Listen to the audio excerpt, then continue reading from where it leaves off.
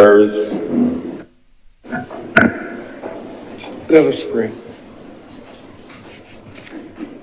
Guide us, Lord, in all our doings with your gracious favor, and further us with your continual help, that in all our works begun, continued, and ended in you, we may glorify your holy name, and finally by your mercy attain everlasting life, through Jesus Christ our Lord. Amen. Almighty God, our Heavenly Father, send forth, we beseech thee, upon thy servants who bear office in this country, the spirit of charity and justice, that they may in all things walk before thee with steadfast purpose and a single heart, and faithfully serve in their several offices, through Jesus Christ our Lord. Amen. Continue to pray for God's protection during this hurricane season. Loving God, maker of heaven and earth, protect us in your love and mercy. Send the Spirit of Jesus to be with us, to still our fears and give us confidence. In the stormy waters, Jesus restored his disciples by his presence, calmed the storm and strengthened their faith. Guard us from harm during this hurricane season, and renew our faith to serve you faithfully. Guide us, give us the courage to face all difficulties and the wisdom to see the way your Spirit binds us together in mutual existence. With confidence, we make our prayer through Jesus Christ our Lord. Amen. Together the Lord's Prayer. Our Father, who art in heaven, hallowed be thy name. Thy kingdom come. Thy will be done on earth as it is in heaven. Give us this day our daily bread, and forgive us our trespasses, as we forgive those who trespass against us. And lead us not into temptation, but deliver us from evil. For thine is the kingdom, the power, and the glory, forever and ever. Amen. And may the grace of our Lord Jesus Christ and the love of God and the fellowship of the Holy Spirit be with us all now and forevermore. Amen.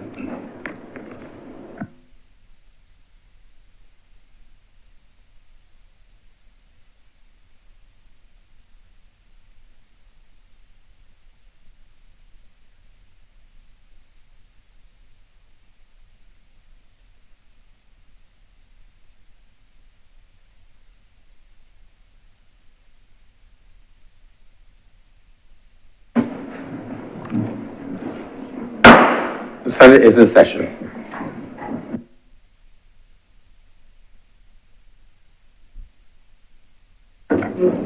Messages from Her Excellency the President.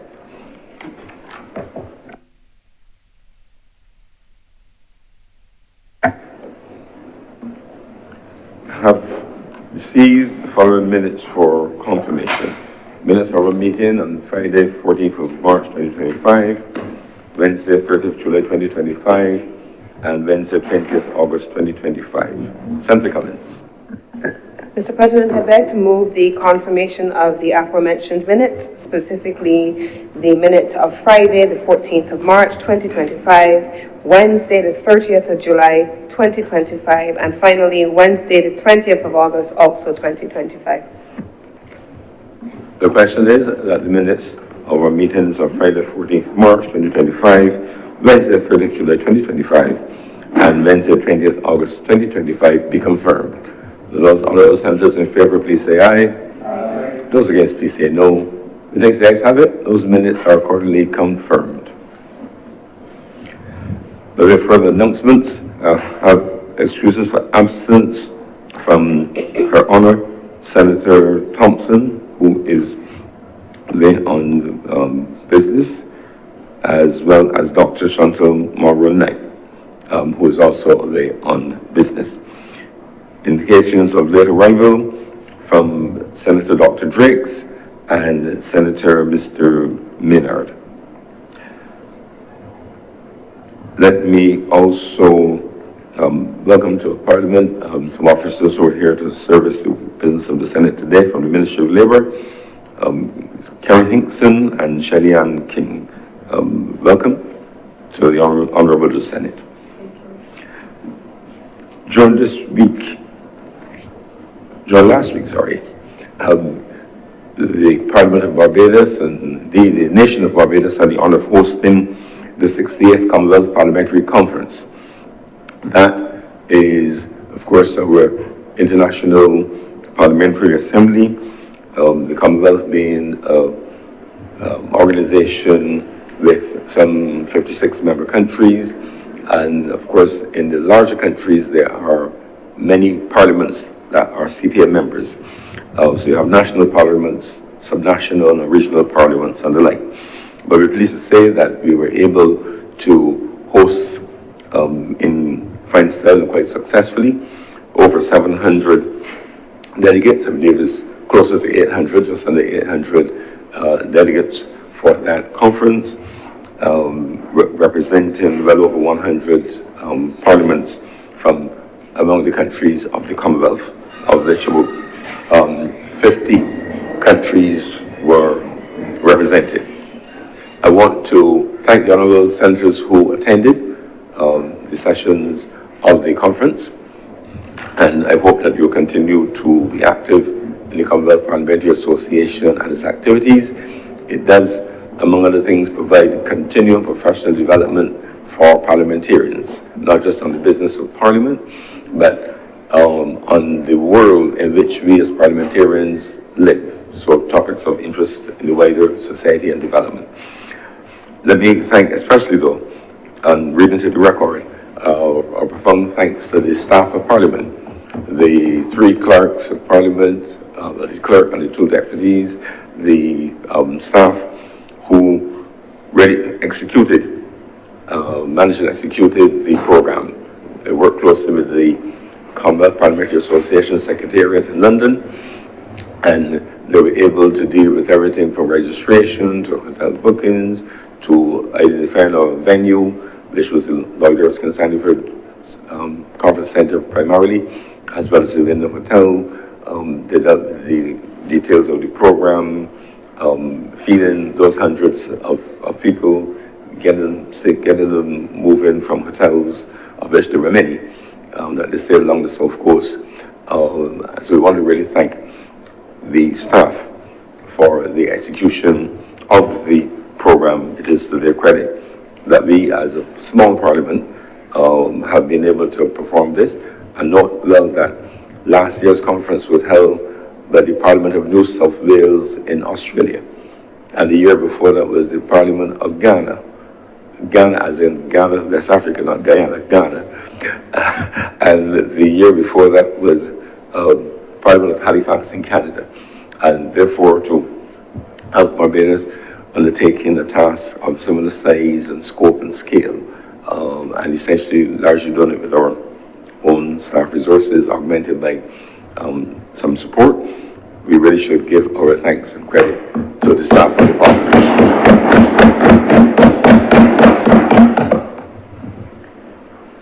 And those are the announcements which I have. Presentation of petitions, presentation of papers. Senator Cummings. Mr. President, I am commanded to lay the following documents: the Barbados Fiscal Framework 2026-2027 to 2028-2029, the duties, taxes, and other payments exemptions, the Marinara Inc. Order of 2025, the duties, taxes, and other payments exemptions, CBL in Developments SRL and GT Developments SRL Order 2025, duties, taxes, and other payments exemption, Corsair Cove SRL and Port Ferdinand SRL Order of 2025, duties, taxes, and other payments exemption, Sandwich Beach SRL Order 2025, duties, taxes, and other payments exemption, St. Peter's Bay SRL Order 2025, duties, taxes, and other payments exemptions, Trop Ops SRL Order 2025, the duties, taxes, and other payments exemption, MENA Barbados Hospitality SRL Order of 2025, the duties, taxes, and other payments exemption, the Maria Holder Memorial Trust, number 3, Order 2025, and finally, loan contract number 6209/OC-BA Global Credit Program for Micro, Small, and Medium-Sized Enterprises, MSL, the acronym is the SMEs. These are the documents to lay before this chamber today, Mr. President.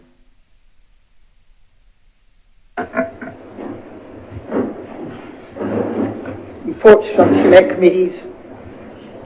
Questions to ministers.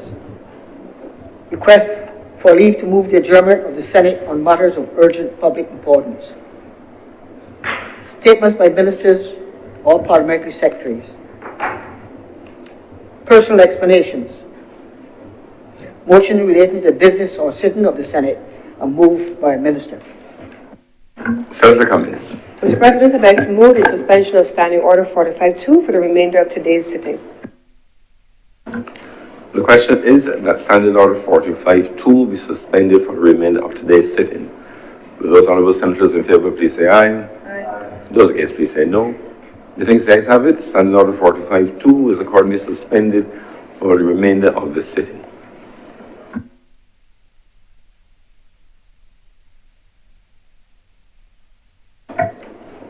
Senator Cummings. Mr. President, I'd like to move that the following bills be read a first time. Order number 12, to move the first reading of the Tourism Accommodation Bill 2025. Order number 13, the first reading of the Barbados Tourism Product Authority Repeal, Transfer of Assets and Liabilities Bill 2025. Order number 14, to move the first reading of the Barbados National Energy Company, Transfer and Vesting of Assets Bill 2025, and to move the first reading as well of the Caribbean Community Freedom of Movement of Nationals Bill 2025. The question is that those be read a first time. Will those honourable senators in favour please say aye. Aye. Those against please say no. The next the ayes have it. Those bills are accordingly read a first time.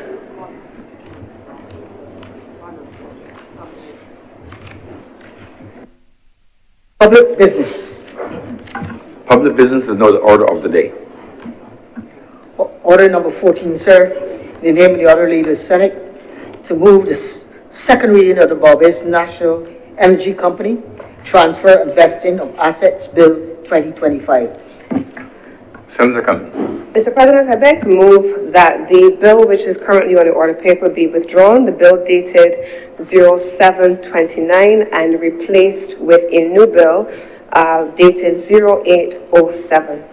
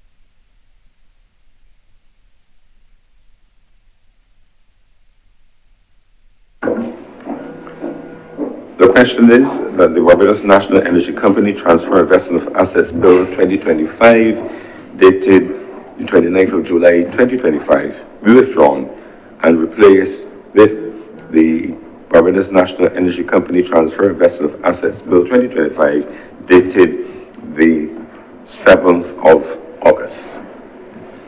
Those honourable senators in favour, please say aye. Aye. Those against, please say no.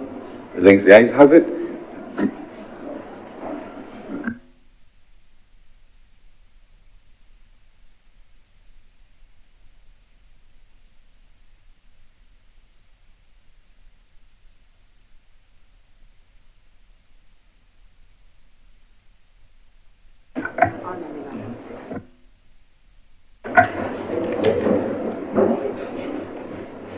Mr. President, we now proceed to order number 11 on the order paper. In the name of the Honourable Leader of the Senate, to move the second reading of the Family Leave Bill 2025. Senator Cummings. Thank you very much, Mr. President.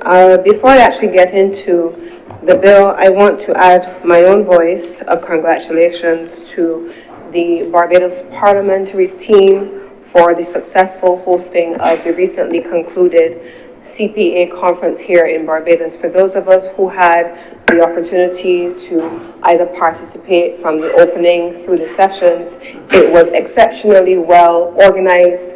I did take the opportunity on behalf of the Senate to reach out during the course of this past week to the Clerk of Parliament and to convey my own and our own congratulations to the Parliament and the parliamentary staff for the successful hosting. But even as I do so, Mr. President, it would be remiss of me, and certainly one cannot speak to oneself, so it would be remiss of me if I did not congratulate you.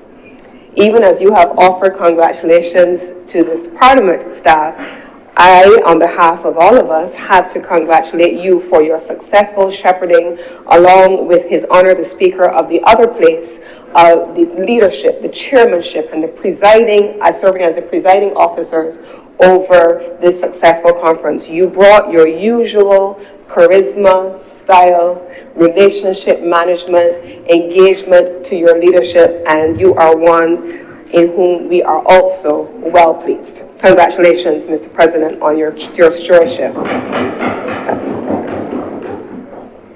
Now, that brings me, Mr. President, to the business of the day, the government's business of the day. We are here today, Mr. President, to discuss, present, debate the question of the provision of family leave in Barbados. Now, Mr. President, for those of us who have navigated this system, those of us who have had children, I remember the process of going off on maternity leave. I was on maternity leave. I believe I took my full entitlement, and I may have been an anomaly.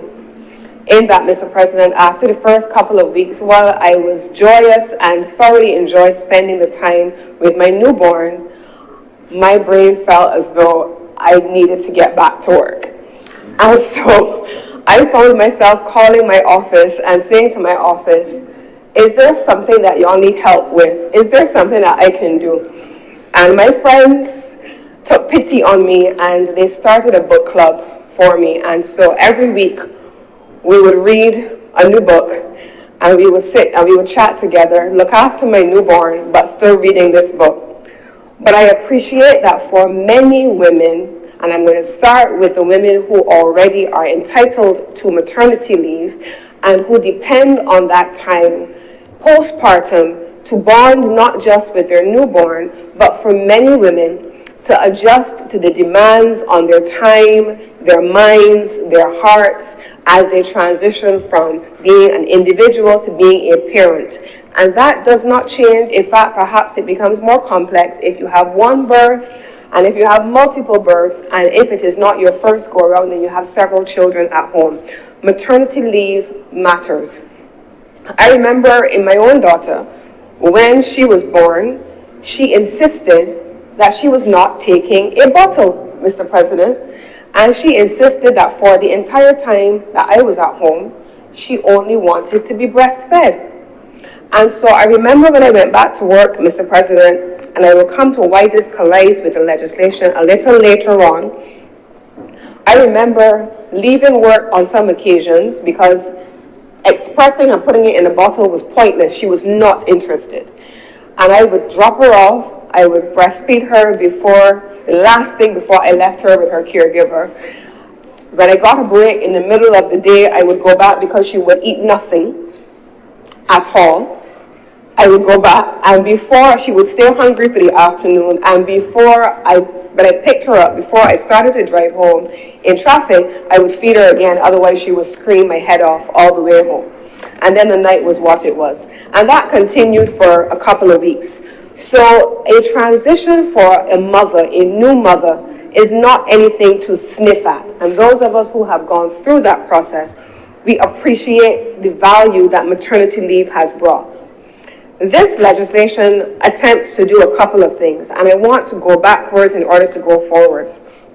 There's a section in this legislation, which I will come to, which talks about what the role of the employer is. I was very grateful to have had an employer that was very accommodating to my newborn's preference for breastfeeding over the bottle. In those first few weeks, I went back to work after maternity leave. And I'm going to come, Mr. President, to where the role of the employer now also has been addressed here in Clause 9 of the legislation. This legislation before us has, I believe it is 16 clauses.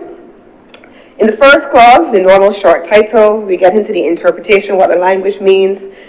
Then it comes to the section, Mr. President, in clause number 3 that talks about the act binding the state. I want to take a moment, Mr. President, to just make a general statement on legislation brought by this government. There is not a piece of legislation, Mr. President, that I recall since I have stood in this chamber as a member of the government side over the last 7 years, and certainly not since I have been leader of government business that I have piloted through this chamber, that the government has passed legislation that applies only to some and not the government.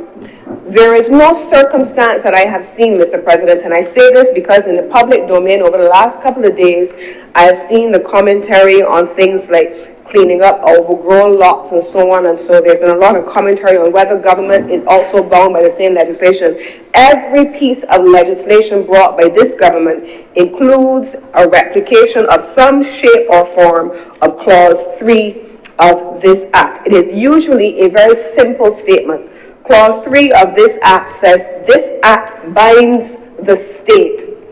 The state is equally bound by the provisions for maternity and paternity leave as it does in every other instance where legislation is brought to this chamber. Clause 4 goes on and it speaks about the grant of maternity leave, and it establishes where we are now, the baseline, and then it repeals the existing legislation to tell us where we are going next and what the new additions are. And then Clause 5 is new. Clause 5 is something that did not previously exist in Barbados and has now been legislated for the first time. It provides for the grant of paternity leave to employees, fathers, men, having the ability to spend those early days bonding with their newborn. Clause 6 speaks about the duration of maternity leave for the mother, and Clause 7 goes on to define it for the father. In Clause 8, it speaks about the circumstances under which additional leave can be granted, and I will go into that. Clause 9, I mentioned briefly earlier about protection of employment and the protection of seniority rights. I'll come back to that. And then in Clause 11, where it speaks about offenses, it talks about the role of the employer, what the enforcement provisions are for employers, including as it relates to the binding of the state in Clause 3. And then it goes on to speak about the other elements of civil liability savings and any consequential amendments, because there are several consequential amendments that will result from this legislation. Now, Mr. President, I want to begin by going through the legislation in greater detail and speaking about the policy that is driving the legislation in the first instance.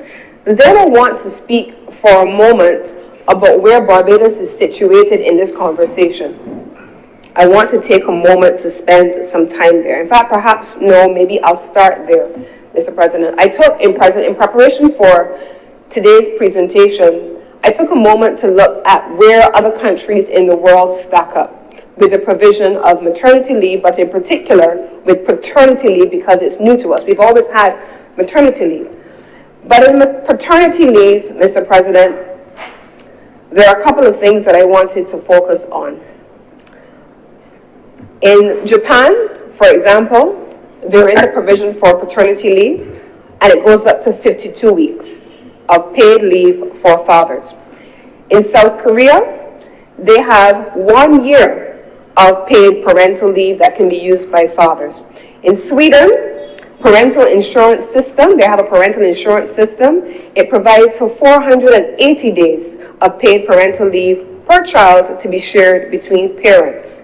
In Iceland, both parents are entitled to 6 months of paid leave with the option of transferring 1 month to the other.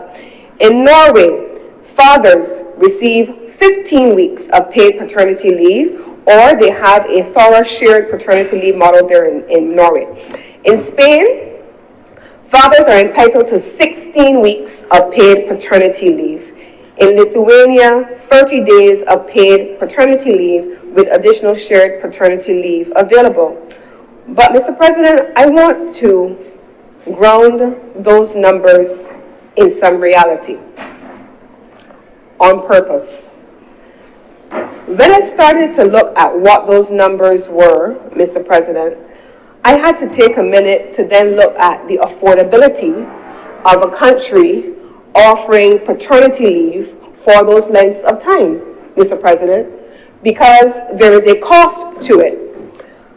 I want to thank the National Insurance Scheme for responding favorably to my request for some information on the benefits paid specifically to maternity leave. In the case of Barbados, in NIS, this is maternity leave. In the case of Barbados, in 2015, there were 1,300 beneficiaries. Barbados paid out $6.9 million in maternity benefits. 2016, 1,462 beneficiaries. We paid out around $7.4 million. I'm going to come down to 2020, 1,300 beneficiaries, because obviously, as you will see, as the years go on, numbers begin to decline. Every year between 2015 all the way down to 2020, and then 2021, the numbers continue to decline. In 2021, 1,017 beneficiaries, and we paid out $5.7 million. And in 2025, so far, there are 750 beneficiaries with a payout of maternity leave of $4 million. Now, if I were to come down to 2025 to date, as in today's date, we have a total of 842 beneficiaries, $5.4 million. This is what we have paid out in maternity benefits. Now, if you were to assume that that is being matched by a paternity benefit, we can begin to extrapolate what the numbers are. But then, Mr. President, I want to, again, ground this in some reality, because I'm always very careful at all times to speak about things in a way that allows for us to think about our own reality. Every country that I've called so far, Mr. President, is a developing economy with a gross domestic product in the trillions of dollars. Developed. Is a developed economy. They're not developing. They're not small island states. They are developed with trillions of dollars in annual GDP. Now, let me bring that into the Caribbean and into small island developing states, because like must be compared with like. Apples must be compared with apples, not oranges. So let me start to compare some apples, Mr. President. In the Caribbean region, there are a couple of countries that have started to have this conversation. In the Dominican Republic, there are 2 days of paid paternity leave by law. In Jamaica, There have been moves to introduce paternity leave. In 2023, it was announced by policy but not by legislation.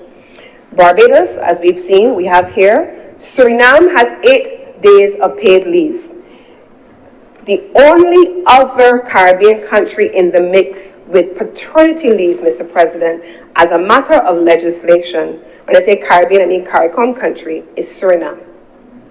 No other CARICOM country has a paid paternity leave. Prime Minister says to us all the time, Barbados must not be afraid to lead. On the matter of paternity leave in the Caribbean, Barbados has not been afraid to lead. Mr. President, there are a handful, and I've already cited who they are, and the ILO has a report, ILO ECLAC report, it's called Time for Care Bulletin, and it talks about, and this is the information that I'm drawing this from, Mr. President, so it outlines where this information can be found if anyone is interested in finding it. So, I am satisfied, Mr. President, that Barbados is playing in a space where we have an expenditure that is associated with maternity leave benefits as it currently stands, extending that maternity leave for an additional period, as I will get to in the bill, and then further extending that, Mr. President, to the fathers by introducing for the first time paternity leave. That developed countries with trillion-dollar economies have introduced this and have the wherewithal in their national insurance schemes and systems, however they're structured, to be able to make these payments will not create an equivalence for Barbados with a much smaller economy. But it means that we have the ability to make the commitment for a social policy reason, Mr. President, and to commit to the investments in family. That brings me then to what the legislation itself has set out to do.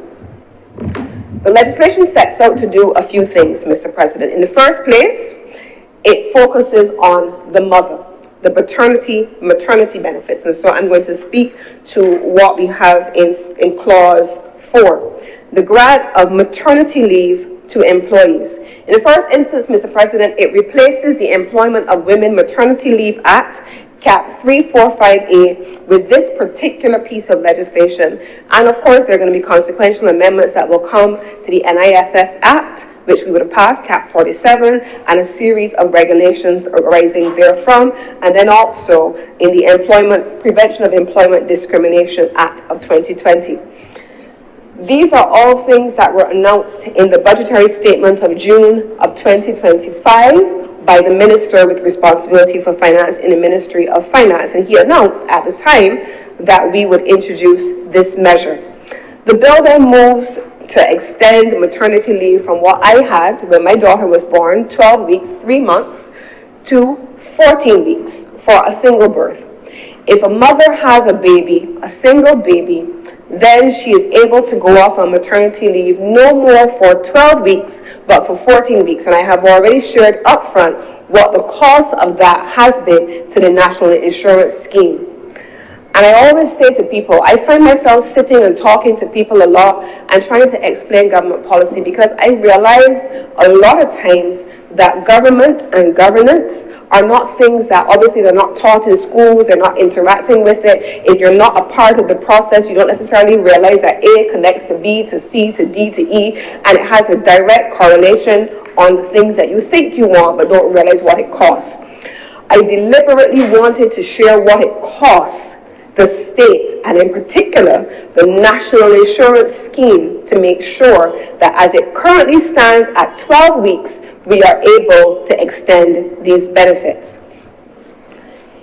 If we were to then combine, Mr. President, as we do now, the further extension of 14 weeks to mothers, the provision, Mr. President, in the legislation for additional leave captured in clause 8.1, where in the event that something has happened and there's the recommendation from a medical professional that the mother has complications of some kind, then those cases allow for extended leave.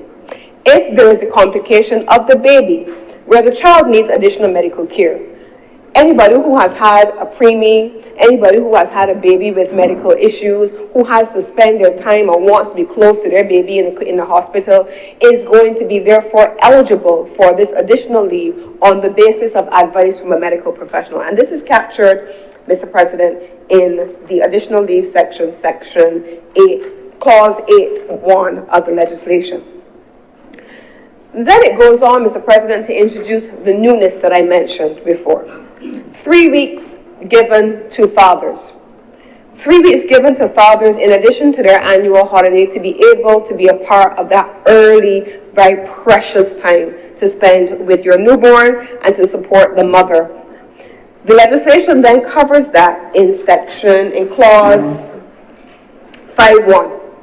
In clause 5(1), it says that the father is required to provide a couple of pieces of documentation. In the first instance, clause 5(1)(a), a certificate issued by a medical practitioner setting forth the expected date of birth of the child, and then secondly, a certificate issued by a medical practitioner or a midwife setting forth the actual date of the birth of the child. But then there are some additional things, because if you're a mother, there can be no ambiguity that you've given birth. If you're a father, you then want to make sure that you're clear that you are the one whose child has been born. And so the legislation acknowledges that practicality. The legislation then says that where you are the father, you have a couple of additional things that you need to provide, including a note from the mother saying you are daddy, right? So that is a fairly simple requirement that is expected to come about there, because the legislation recognizes that mothers and fathers need to be a part of that child's life. Then it talks about the protection for parents, Mr. President. That is captured in the legislation at clause 9(1). And I want to park there for a moment, perhaps to go back to where I started. The legislation covers a couple of things. One, during the time that you are on maternity leave, during the time that you are on paternity leave, approved, employers are not allowed to dismiss or to give you notice of a dismissal at any time during that period, or even under the additional leave that I have covered under Section 8.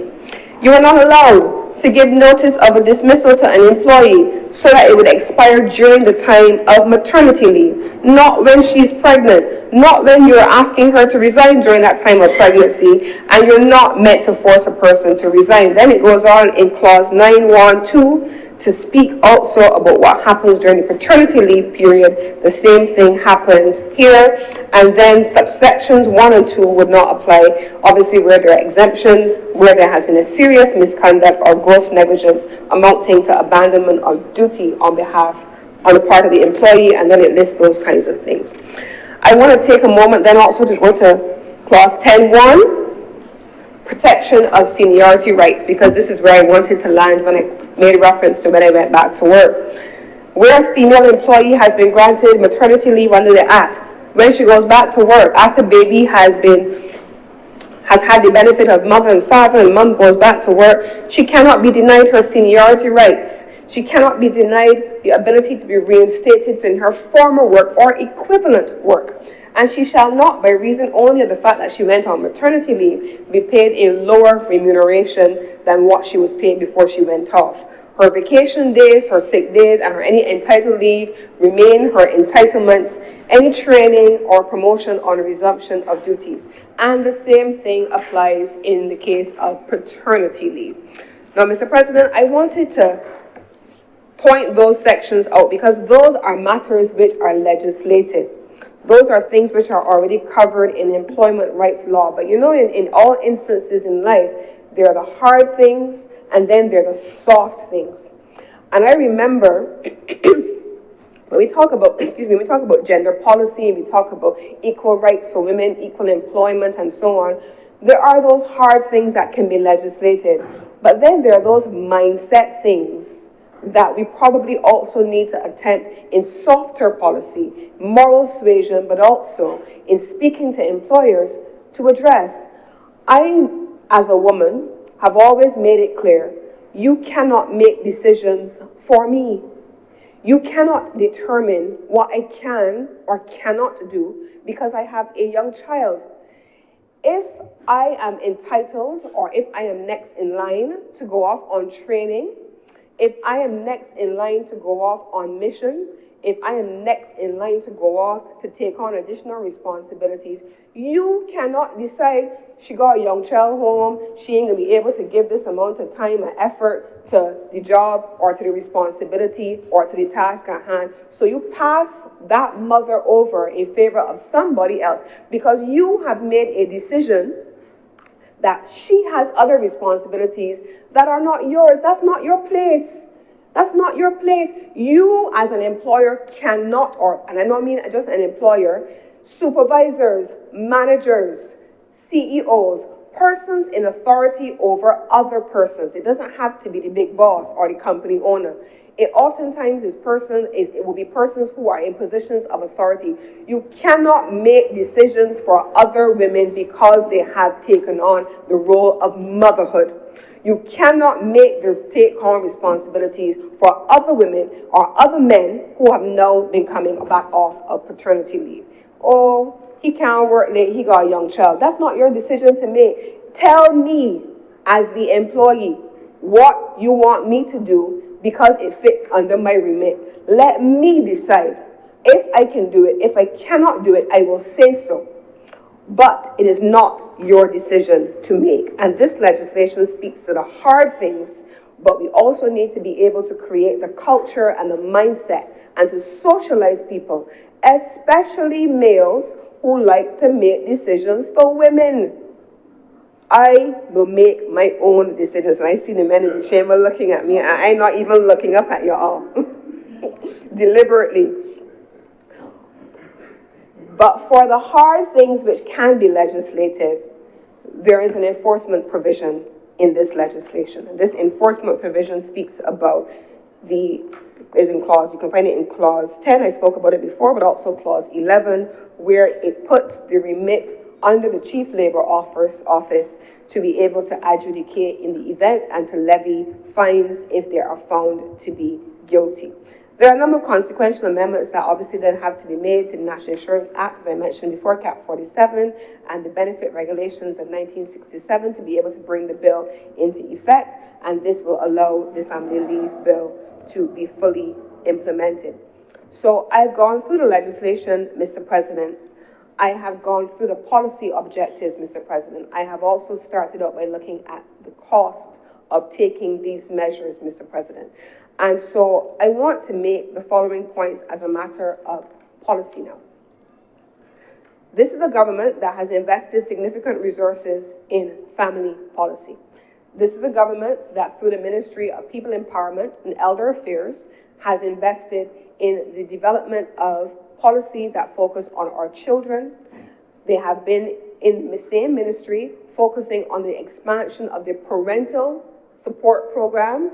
Whether you are a single mother, whether you have a child that is in need of assistance, whatever your supporting mechanisms are, the minister and the ministry with responsibility for people empowerment, they have taken responsibility for making sure that there is a whole of country and a whole of government approach to parenting, to rearing children, and to making sure that the structures that support our systems are in place. The largest and the most I have had, Mr. President, over the course of this past year, I have led in my own ministry 2 amalgamations, I should say 1. An amalgamation of the energy company, which I've spoken about before. I've started Business Barbados, which is an amalgamation of what used to be Business Barbados and the business facilitation. But the largest amalgamation in this country's public sector, Mr. President, sits under the Ministry of People Empowerment and Elder Affairs. And it is the amalgamation of all these social empowerment agencies, from Child Care Board to deal with children, from the Welfare Department to deal with those who need additional support, from elderly care to deal with those who are typically benefiting from home health services and all of that.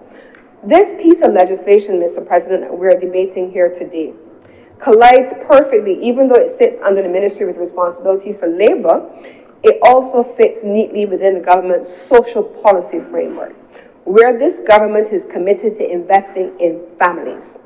Now, Mr. President, there's a conversation also under this ministry about things like crime prevention and the need for us to make certain that we speak specifically into the lives of our young people starting in their homes.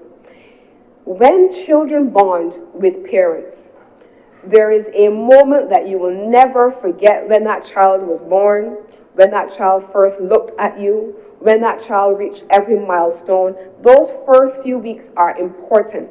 Those first few years are important. Those first few years help to socialize the adult or the young man that your child or young woman that your child will become. And the investment in keeping families in the homes with their children in those early days after they are born, and then supporting them with social care infrastructure so that they have the benefit of supporting mechanisms when the child is getting older. Those are key elements of this government's social care investment in our people. Those things matter to people, Mr. President. And so this legislation is critical. It is groundbreaking. It is going to have financial implications. Yes, of course it will. Now, does the government have all the resources to do all that you would want it to do? I am sure that fathers may want to be home for the full 12 weeks or the full 14 weeks that the mother may choose. But does the state at this time have the ability to match the investment made by the trillion-dollar developed economies of the world that offer that expansive? It may sound fanciful to say that, and if you haven't taken the time and applied the rigor of thought to assessing how it is costed, then you can say all kinds of wild things. Well, why don't we do this? Why don't we expand it this farther? Why is it only so little time? Because we have to start somewhere, but I have established, Mr. President, that where we are starting is ahead of every single Caribbean neighbor, almost every single developing neighbor, Mr. President, by including an extension for mothers and including a brand new provision for fathers. Governance, Mr. President, is about balance. It is about balancing all the competing obligations of the state. It is about ensuring that you are a first mover while still protecting the crease. It is making sure you play the shots while you don't leave your wicket exposed, Mr. President, if you want to use a cricketing analogy, and I'm not a cricketer. But it is about making sure, Mr. President, that while you play shots by leading with a paternity benefit and an extension of maternity benefits, Mr. President, in your insurable earnings and making sure you are covered, that you do not leave your social infrastructure, you do not leave your national insurance scheme, you do not leave your financial commitments exposed to the extent that you then cannot afford it to make it available to the persons who are there. And so, Mr. President, I did not want to spend an extended period of time on this legislation. I expect that there is going to be a debate, and so I've anticipated what some of those things are going to be, and since I have the advantage of having two bites at this cherry, there are some things that I expect that I will say in my wrap-up when I close on this particular bill. But, Mr. President, I want to stand in support of this bill. I want to stand in support of Barbados leading. I want to stand in support of fathers. I want to stand in support of mothers. I want to stand in support of responsible governance.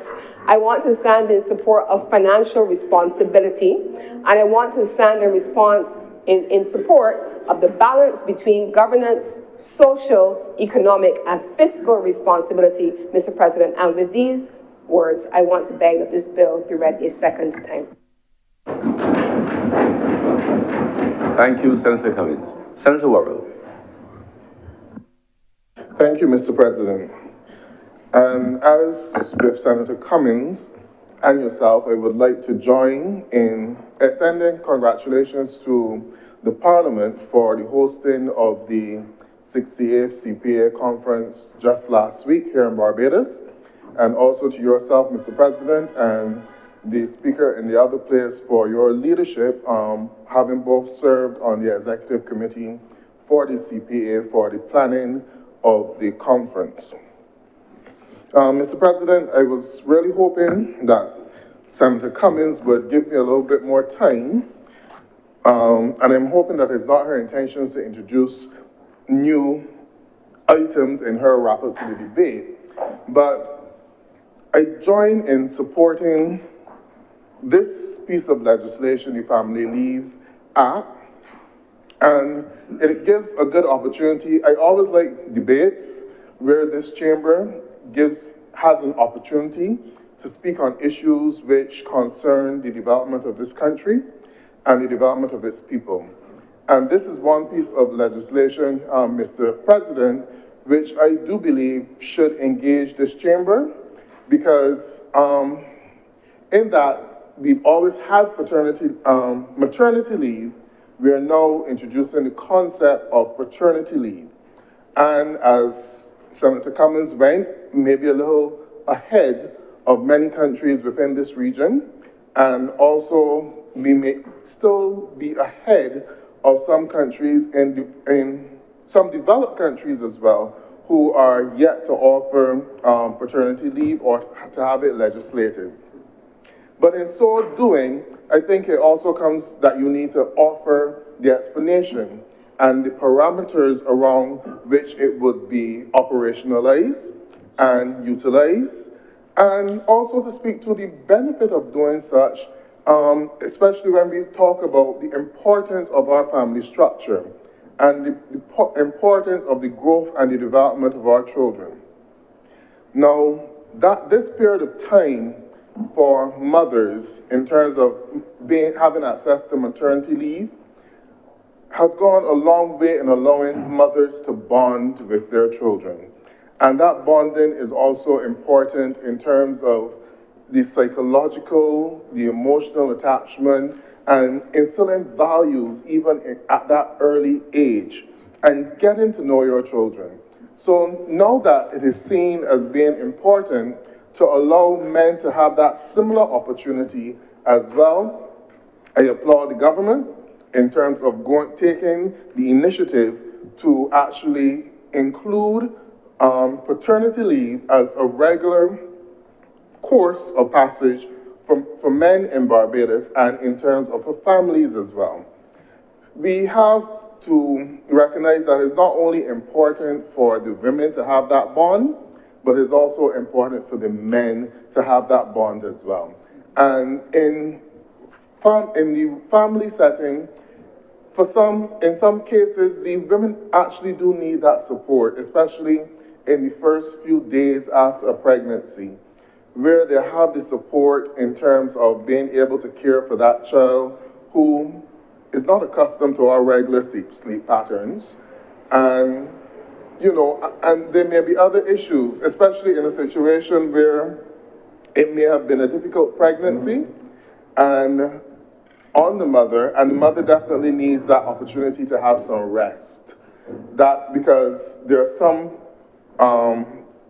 mothers who suffer with postpartum depression, and having the support of the father at that time and during that period of time would go a long way in helping the mother themselves, giving her the space and the time to catch back herself, because she was carrying another person for 9 months, then there's the separation, and then you have all of this responsibility on you. So you now need that opportunity and that space to catch yourself. And in some families, they benefit from having extended family members or support group around them. But the best person to have would be the father of that child there with you. So it is important that we recognize that. And then we have a culture in Barbados. The legislation also needs to speak to the culture in Barbados and recognize some of the issues of that culture. We don't always all live in family units where the mother and the father are married or even live within the same household. And having the opportunity for the father to have that time to bond with the child is very important, even if they do not reside in the same household, or if they're not currently married, or if they're currently married to the mother. Then there are other things within our culture as well which we have to get accustomed to, because there are men which may happen to have children from more than one mother.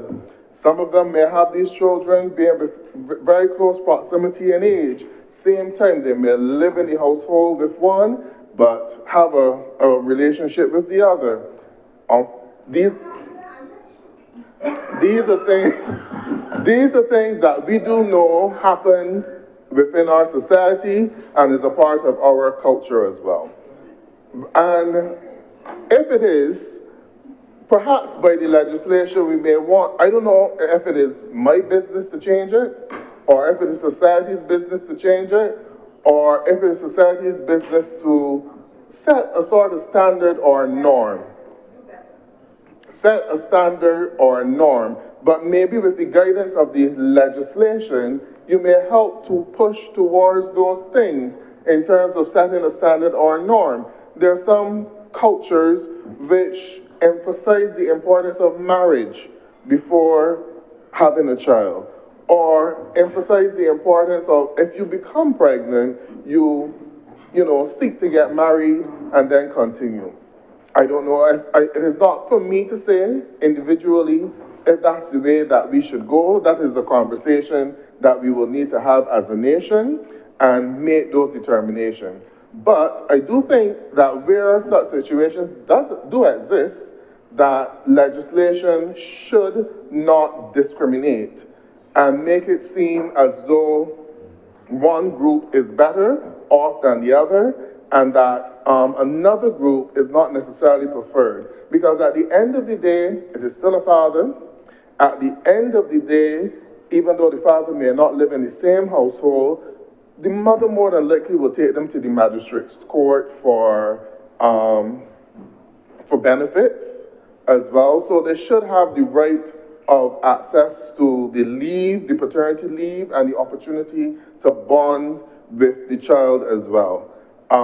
If it is that we want for the ideal situation to be all within a family structure, that would help to foster a better family relationship for the growth and development of the country, well then, those things need to be emphasized. But I don't think at this stage that we can discriminate and say, well, look, that because you are not living with the parent, or because you recently filed for paternity leave for another child from another mother, that you cannot be granted paternity leave at this time. Because that same father may have in their mind, and it may also encourage them to build that relationship and that bond with that child. Because we have far too many scarred children in this country who, because of such situations, they grow up not having a relationship with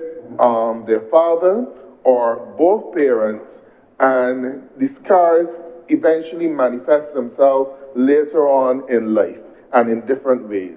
And we will still have those social issues to deal with, the scars that that child grew up with, not having a father or not having the support of the father to support them as they grow up through life, and that the father is only seen as the person who drops off the child support, either at the magistrate's court or directly to the parent, or drops off a couple bags of groceries every month or at the pay period. We want our fathers to have a role in the life of their children and the development of their children, and giving them that opportunity to form that bond at such a tender age will be important. And I think that it will go leaps and bounds in terms of dealing with some of the social issues which you have in this country. If more fathers take up that role of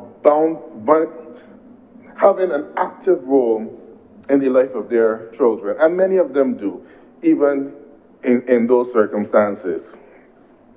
Mr. President, even as we go through the legislation, and we do recognize that the legislation repeals the one of, I think it was 1979, the Employment of Women Act, maternity leave.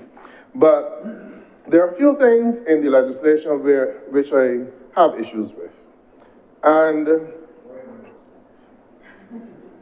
there are a few things in legislation which I have issues with, and it's expected because we are not here to rubber stamp everything, but the importance of Parliament is to give good critique. Not everything can be implemented now, because we've started, but perhaps the improvements can come later. And by having discourse at a high level like this, it will help in the development of the country that you can't necessarily, you won't be perfect with everything up front, but as more people weigh in, you may be able to bring further amendments to the legislation to improve upon it, to make it more forward thinking, and to make it more in touch with the reality of which we live in. So I want to draw attention to a few of those issues. Now, the first issue, the legislation removes section 3, I believe it is.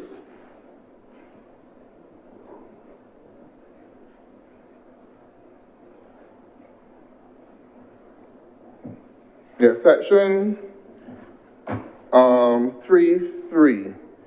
Well, I would want to say that it removes some sections of the old legislation, which is the section that deals with an employee, A, must, in order to qualify for a grant of maternity leave, be employed for at least 12 months by the employer from whom she requests such leave. Now, that is still within the legislation, but it takes out the part is not entitled to maternity leave by the same employer on more than 3 occasions. And I'm happy to see that that part of the legislation has been removed. But why couldn't we have gone a little bit further and also deal with 3A in terms of the duration of time in which you must be employed in order to qualify for maternity leave? I'm happy to see that the section limiting the amount of times a mother can apply for maternity leave being removed, because it's basically saying to some persons, well, you can only have 3 children.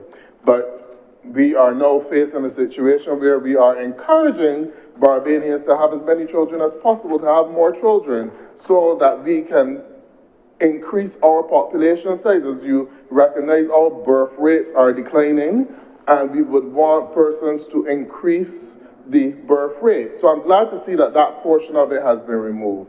But what I am disappointed is that we maintain the 12-month period in which you can qualify for maternity benefits. I believe that at this time we could have done a slight adjustment to that. And we could have done a slight adjustment in terms of bringing it down to less than 12 months to 6 months, based on the principle that, one, an employee can qualify for vacation leave in less than 12 months. Because, as you would know, if you're employed, your vacation leave is prorated, and after 9 months, you can actually claim vacation. So why are we then saying to women that you have to be employed for 12 months before you can claim maternity benefits? Yes, I do know that when you go back to the NIS benefits, that you need to have a certain period of time in terms of benefits period, in which I think it is either 26 weeks of benefits in. I believe it's 26 weeks, and then you know that they always try to confuse you with 16 weeks in the 2 previous quarters, or whatever the case might be. But even the national insurance is not as rigid as the 12 months. So why couldn't we amend the legislation so that it would fit more in line with the requirements from national insurance? And there is good reason for doing that at this time, because we need to look at who this piece of legislation will likely affect. especially now saying that you have added on penalties as well, of $10,000 for false notice or whatever the case might be. But, and also given the reality of the time that we are in. Now, we say that our population is declining. And or you say, it's a fact then, thank you, it's a fact. I'm glad to hear them agree with me that it's a fact, that our population is declining, and that we would like Barbadians to have more children. But yet, we still have within the legislation a requirement that you must be working for 12 months before you can qualify for maternity benefits. In some jurisdictions, I believe it is the UK, you qualify for maternity benefits from day one of being employed. Now, who is this likely to affect? The persons who are likely to want to start a family are more than likely persons who are now coming out of university and probably getting their first job. So you are saying to those persons, look, hold off on getting the child and put some time in the workplace. But then for those same persons, you may fall into a trap, because for professional women, it is probably better for most of them to have a child early in their career, so that, or even before their career gets off and running, to have that child, so that the requirement for leave and stuff like that is taken out of it. You've already had the child. So the persons who are more than likely to be affected by this 12-month requirement are young families, just out of university, just got married, just started their first job out of university, and they're being told, look, they have in their mind, I will not qualify for maternity leave because I just got the job, so maybe hold off a little bit longer. And then the number of children that they can likely have will reduce, because you're asking them to push their the start of their families a little bit later in their careers, and therefore being cautious at that stage. Instead of having 3 children, they may only end up with 2 or 1 child. So you have to look at how it's going to impact on persons and the current situation that we're in. Is this really encouraging young Barbadians to have children where you just got a job, you happen to become pregnant, or when you got the job you didn't know that you were pregnant, because that's also a possibility as well. You didn't know that you were pregnant when you got the job, and then you have to, your maternity leave within 9 months of getting the job, and you face that situation where you don't qualify for maternity leave, or the employer makes it difficult for you to get maternity leave from the company, because that 12-month window is there, so you're in breach of that 12-month window as it is written into the legislation. Do we really want to put our young people through that situation, or could we avoid it altogether? I think that if we go back to a 6-month period, or do without it altogether, that it would help to avoid a lot of confusion and even the need for some of the penalties within the legislation as well. I do not think that an employer has any right, and this is what this legislation gives, to dictate to a mother or to dictate to a family when they should have a child or when they should become pregnant.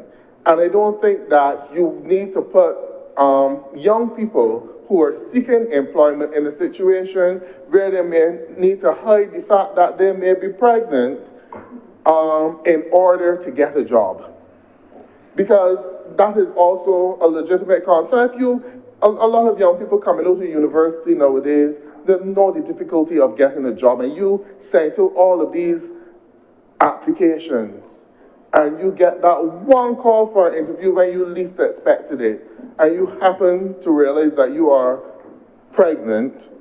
You just got back the results a week ago that you are pregnant, and now you face this thing, do I need to disclose this to the employer beforehand that I am pregnant? Will I be breaking the law by not disclosing them? Will this information, or will I possibly be breaking the law or putting myself at risk of a fine if I just got the news that I'm pregnant 1 week ago? I had my applications there for years. No one never called, but I just got this call to come in for an interview. What am I supposed to do in that situation? I don't think that we need to make pregnancy in Barbados a criminal activity, or pregnancy in Barbados something that should be hidden. I think that the legislation could be a bit more flexible in terms of the period of time of reporting time. Either take it to 6 months or do away with it completely. And obviously you would have the period of time in terms of benefits with the contributions to national insurance. And then that's another step, the decision that we will have to make as a government, because if our policy is really in terms of building families and encouraging our people to have children, we need to make some decisions, because when you look at the numbers, even $5 million in maternity benefits is not as much that was spent on Carrie Fester. Even $5 million in maternity benefits is not as much as the $60 million which was wasted in the housing. And if it is going to a necessary good in terms of the people of Barbados, I don't see that as an issue. Even $5 million in maternity benefits in a year, I don't even think it comes close to the Prime Minister's travel costs. So when you consider raising a family and developing a nation, $5 million is nothing that a $9 billion economy should really be having issues with, especially in a situation where we contribute to the NIS benefit, and it is the NIS benefits which will pay the maternity benefits. We speak about wanting to have more children to contribute to the NIS later down the road. Do what is necessary to encourage persons to have those children. So consider removing that period of time. It may not be able to be done now, but it's something.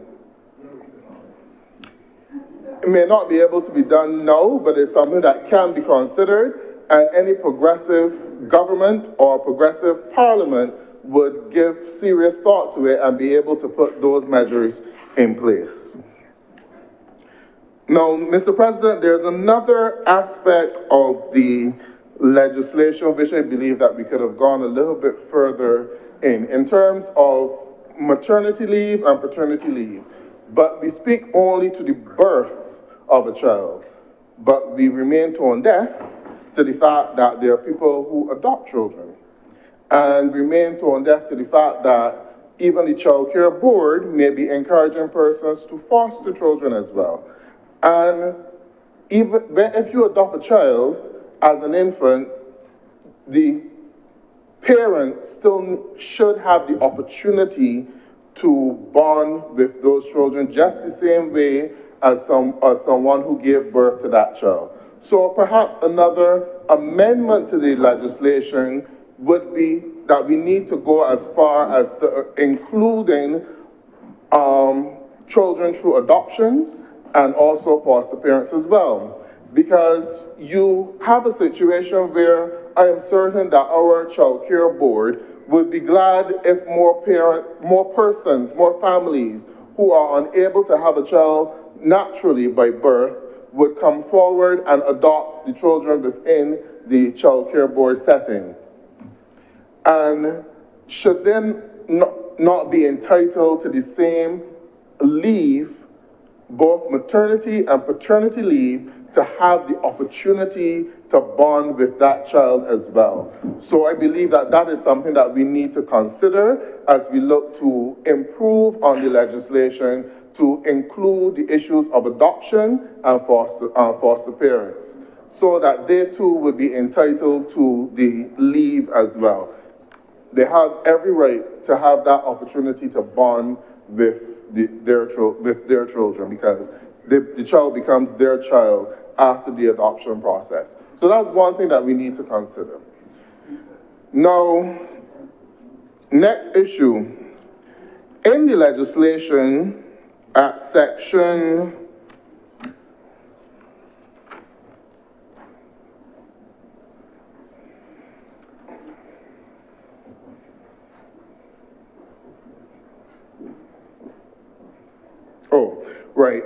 clause 8(2), and I read it. A male employee who is eligible for paternity leave may extend that said leave beyond 3 weeks for an additional 3 weeks if the mother of the child dies during confinement or immediately after confinement. Now, I think that this is an oversight within the legislation. If you're offering paternity leave and it's a situation where the mother dies during delivery or during the confinement period, but then obviously the father becomes the sole parent of that child. And to extend the paternity leave of the father by just an additional 3 weeks seems like we are a little insensitive to the situation. Why not, in a situation like that, extend the paternity leave to the father to the equivalent of time of the maternity leave? Because obviously, the father now has to raise that infant child by himself. He has the grieving process to go through. If you have other children within the relationship as well, you have to console them with the loss of the mother. So if we are going the route of offering paternity leave, in a situation like that where the mother dies during birth or confinement, to offer just 3 additional weeks to the father is insufficient. And I think that the legislation can be bold enough, even today, to go as far as to say that the father will be entitled to the equivalent amount of time as the mother in terms of leave, because the father now becomes the sole parent of that infant. And that time would be necessary, not only in bonding, but also in terms of dealing with the whole emotional crisis of a death of a loved one, and also supporting other children if that is there as well. So I would want to put that to the government to consider that the opposition is actually helping, and we are putting this as a recommendation to you. I don't think that it will rob the NAS or the Treasury that much, and hopefully there will not be that many fathers who would have to face this situation. But obviously, it is a situation which happens, and it is possible. So if you're offering the paternity leave, at least in that one case, make it equivalent to the length of time for the maternity leave in that situation. So that would be section 8(2), which I would hope that you will consider amending to include that. We need to go a little bit further, Mr. President, with some of the legislation. I want to go back to now the requirements for the father to how he goes about submitting for the paternity leave. Maybe a bit bureaucratic, maybe it could be a little bit easier, a little bit more flexible in terms of, because you have to take into consideration he has to get the letter from the mother stating that he is the father.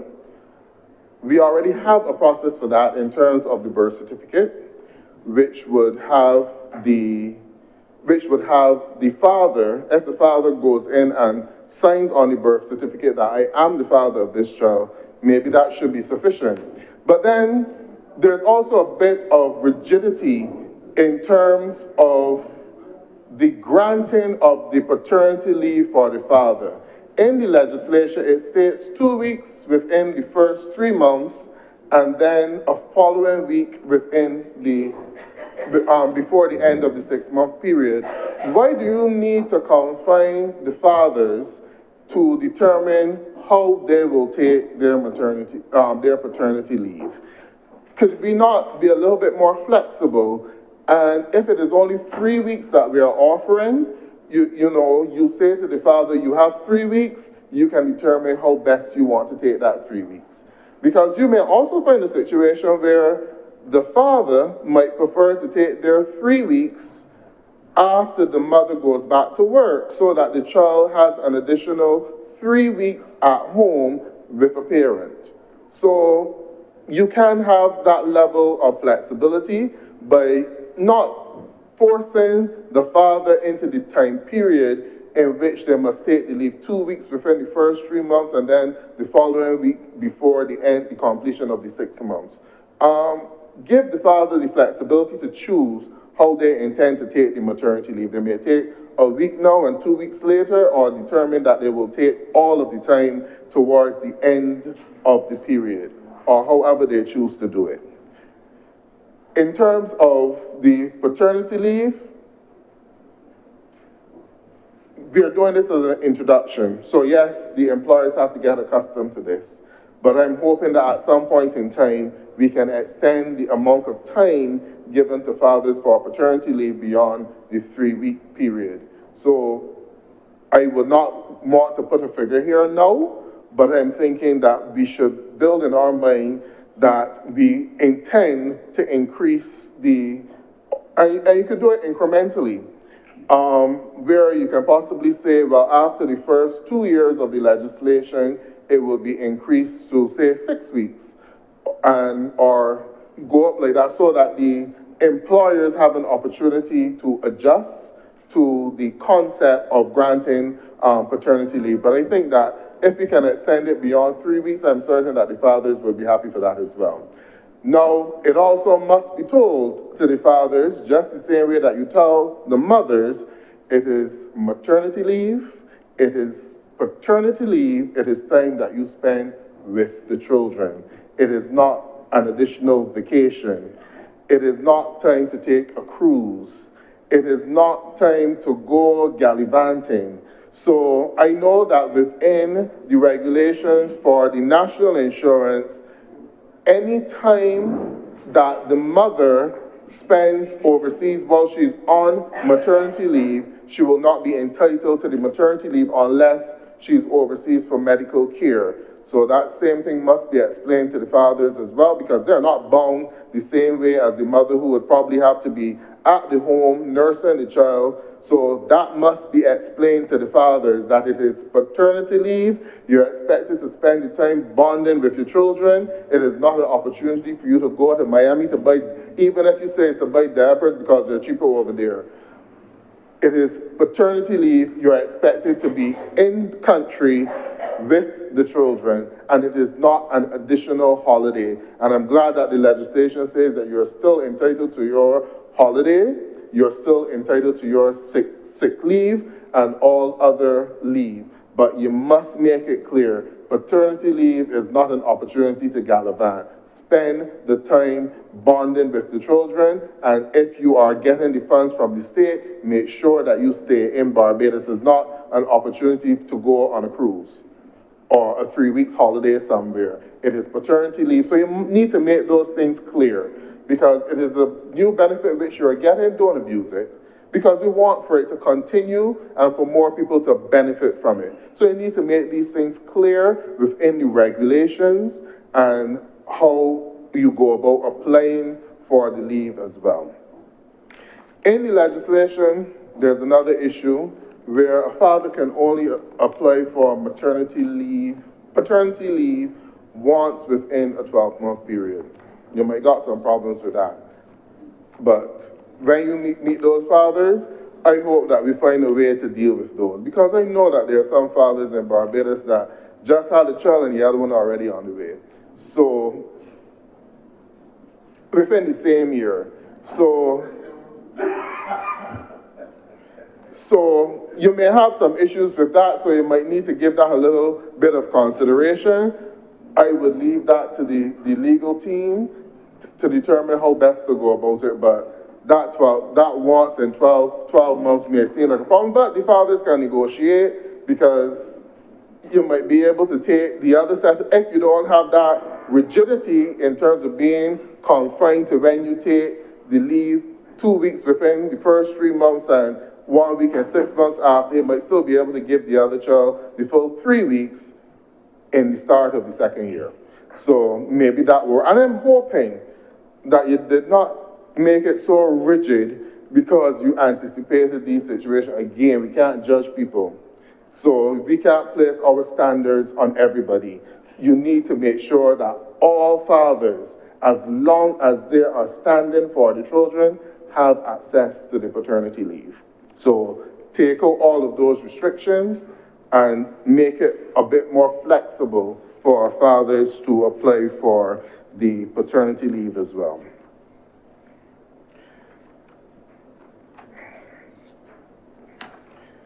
Now, the legislation, because we've had this legislation on our books for a number of years in terms of the maternity leave legislation. So going over things like protection of seniority benefits and stuff like that, I don't think that as a country that we need to do this at this stage. That I think is well understood, and employers do understand that. The burden of proof of fathers, I think I would have dealt with a little bit earlier, and we need to take away all of those things that would deter persons from coming forward. I would really hope that we would consider removing that 12-month period from the legislation. The leader of government business gave a good overview internationally on how paternity leave has been implemented. Now, and I think that Barbados needs to be bold. We can't say in some instances that we punch above our weight and then we are meek and timid when it comes to social legislation which benefit the people. Even though other countries may not be there as yet, we see the benefit of having this legislation on our books because our number one resource are our people. And our family are that important to us as a country. So anything that helps to encourage the development of family, anything that helps to protect children, anything that helps to give a child a head start in terms of that development, because that emotional attachment to parents at such a young stage, it goes a long way in the psychological and the emotional development of the children even later on in life. And that emotional attachment between a child and the father, especially when we recognize that that is one of the weaknesses within our society, that we do not necessarily have that strong emotional attachment between children and their fathers. Anything that we can do as a country to help build on that, because children need that man in their life for guidance and not just to be seen as someone who help them to come into the world, but someone who is there supportive of them and there for them every step of the way. So anything that we can do to enshrine those values and that culture as a country, we should not be timid about it. We should go forward with it and set an example for the rest of the world to follow. Because the numbers that you mentioned, we have a multi-billion-dollar national insurance scheme. So spending $6 million, which may double to $12 million on our families, I'm saying to Barbados, it is worth it. And can definitely, but we need to also value what is spent on our people and our development and make sure that it goes in the right direction and in terms of building on that.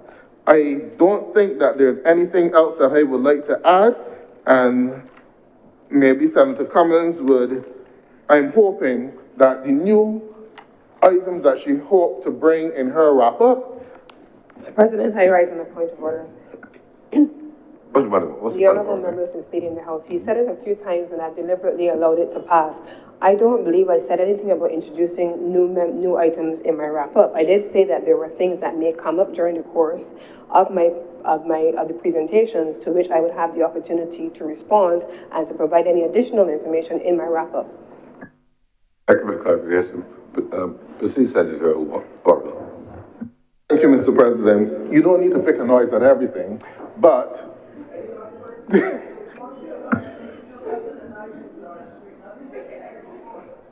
I am hoping that Senator Cummins will take into consideration the amendment to the legislation to give the fathers additional time in the situation with the death of the parent during childbirth or confinement, and also look at reducing the 12-month period for notice or to qualify for maternity benefit to a lesser period of time, possibly 6 months, or in line with the national award of national insurance benefits. We have the issues with the fines as well. Now, I can on this, the fine has been increased for the employer, which was the only fine included in the legislation before. And I believe that the employers need to be a little bit more compliant in terms of the granting of maternity leave and the paternity leave as well. The fine of the $10,000 for the parents, I really hope that we won't have a situation where that would need to be enforced, but if we definitely reduce that notice period, you would have less of a situation with that. And our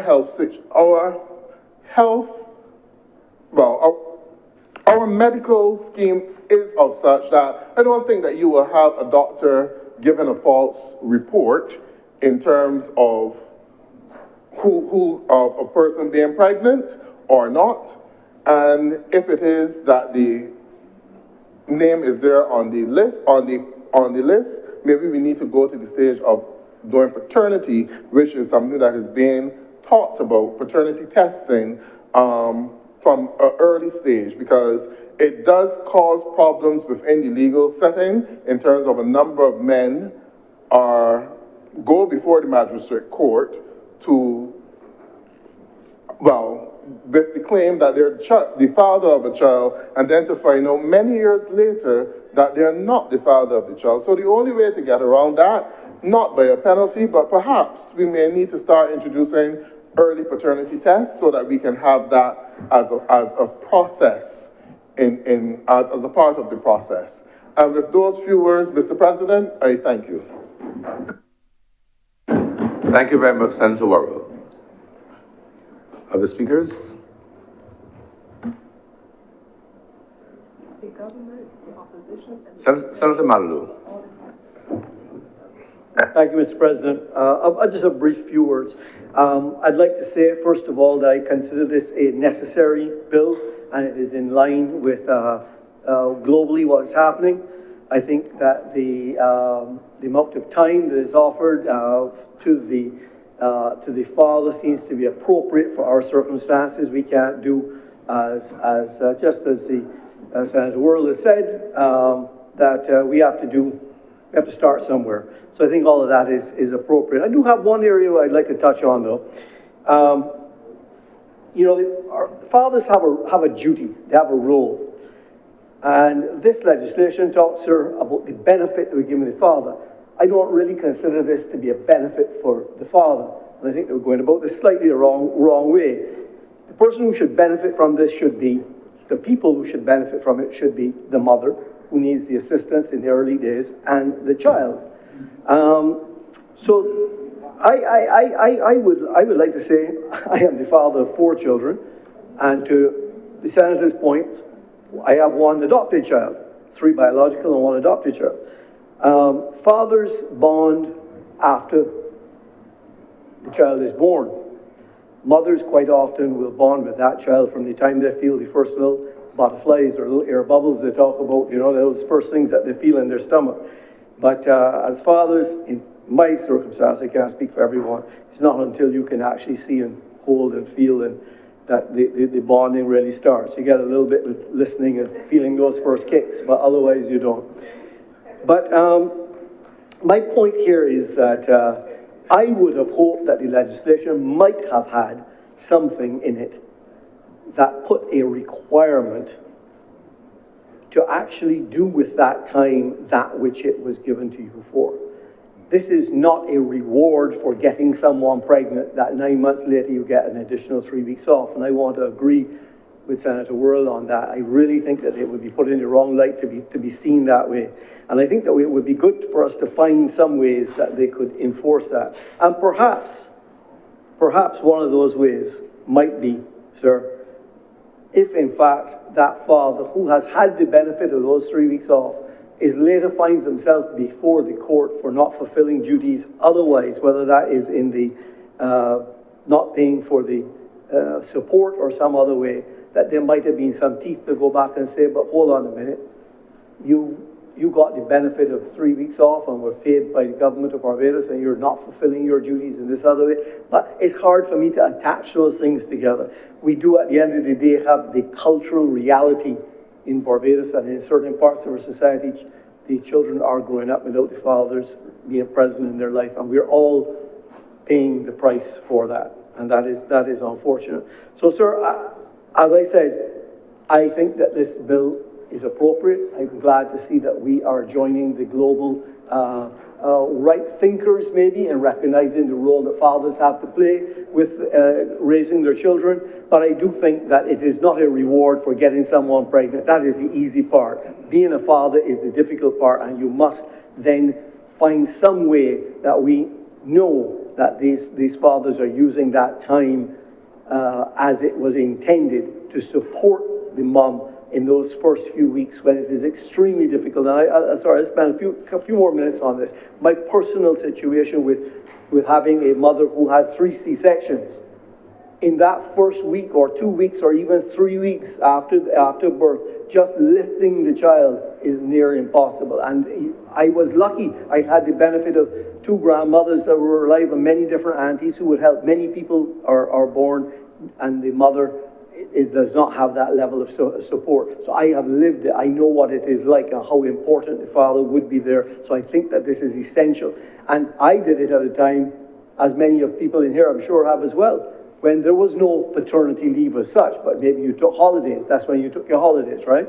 And even if you didn't take your holidays, you know, you took 1 or 2 of the shifts at night for the feedings or the changing, and you went to work the next day a bit tired, but you did what you could. So, sir, with those few words, I support this bill. I do hope that we can, in some ways, change the culture, that it is not a reward for having a birth, but rather it is an obligation, a duty, and it helps us to raise better people. Thank you, sir. Thank you very much, Senator Honourable. Senator Reverend Canon Dr. Rogers. Thank you very much, Mr. President. Good morning, afternoon to my colleagues. I believe I'm taking the words from Senator Boyce. I'm compelled to speak on this matter, albeit just for a few moments, because it is landmark legislation for us in this country to recognize the role of fathers and the importance of the role of fathers in the rearing of our children. Barbados traditionally being a matriarchal society, it was generally almost felt, or somewhere in the minds of men, that the children belong to the women and that they are to look after them. And I'm glad that we've taken this step to not only impress upon our men the importance of their role in the nurturing of children, but also to seek, and I pray that this legislation will, in some way, help to build family life in this part, in our country, because for too long there has been the notion that, and even in the mind of some men, that their role is simply to contribute a few ounces of biological matter and a couple of breakfast things later on when they're needed.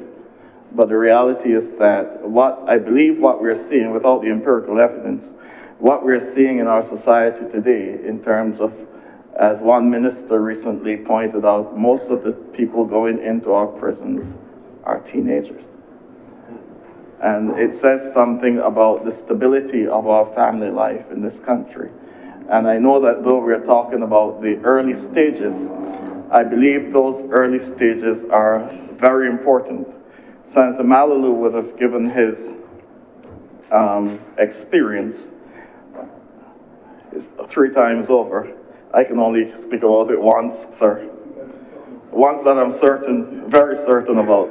Let me just make that. I heard a comment over here. So once that I'm certainly certain about.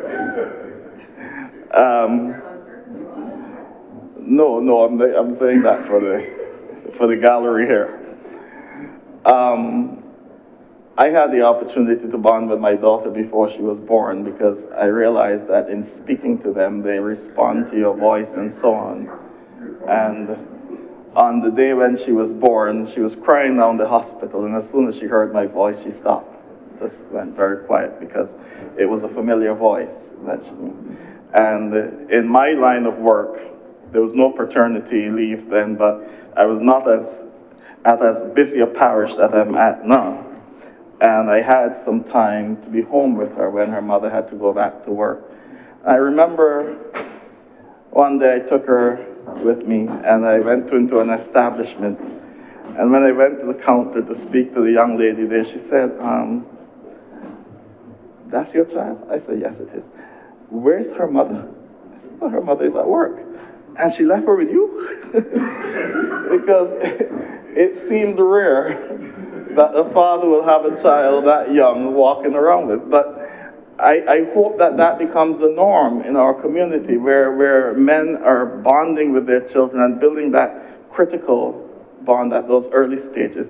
And though the 3 weeks is a short time, it is what we can afford at this point in time, but I pray that in time we can extend it, where our men will have a longer period of time, not only to bond with their children, but also to share in that moment with the mothers as in those early stages of life, and to support and assist in the caring and raising of the children. I believe that this will go a very long way, though we may not be able to put a finger on it now, in terms of enhancing family life within our community. And one of the things that we really need to focus on now is family life. I want to commend Senator Worrell for his presentation and some of the issues he would have raised. I would have been coming down in my car from Mass when he spoke about false declarations and so on. And I was just joking that sometimes that may not be the fault of the father. But that's the reality of the society in which we live as well. But I want to commend him for making that critical point that, though he would have had this political slant, making the critical point that this is an investment in our children and in our families in this nation. And I do not believe that $12 million or even $15 million a year is too much to invest at that critical stage in terms of fostering family life and impressing upon fathers the importance of the role that they have to play in their children. Because the reality is that if it is not done then, and there's no real bond being developed with these children, then perhaps we'll be paying out that 15 million somewhere else, where we do not want to be paying it out. As I would have said in the speech some time ago, the words of the prophet Haggai should ring in our ears constantly, that we do not earn money to put them into a bag with holes, that we make sure that what we do is done for the betterment and development of our people. And that is something Barbados has always been known for, the development of people. And recognizing that a few weeks away from work is not going to close the business. We've seen that through COVID. All the time we used to spend running around and having to be in the office and this and that and the next, you realize a lot of it was a waste of time. And some things can be done more efficiently and just as efficiently in a shorter space of time.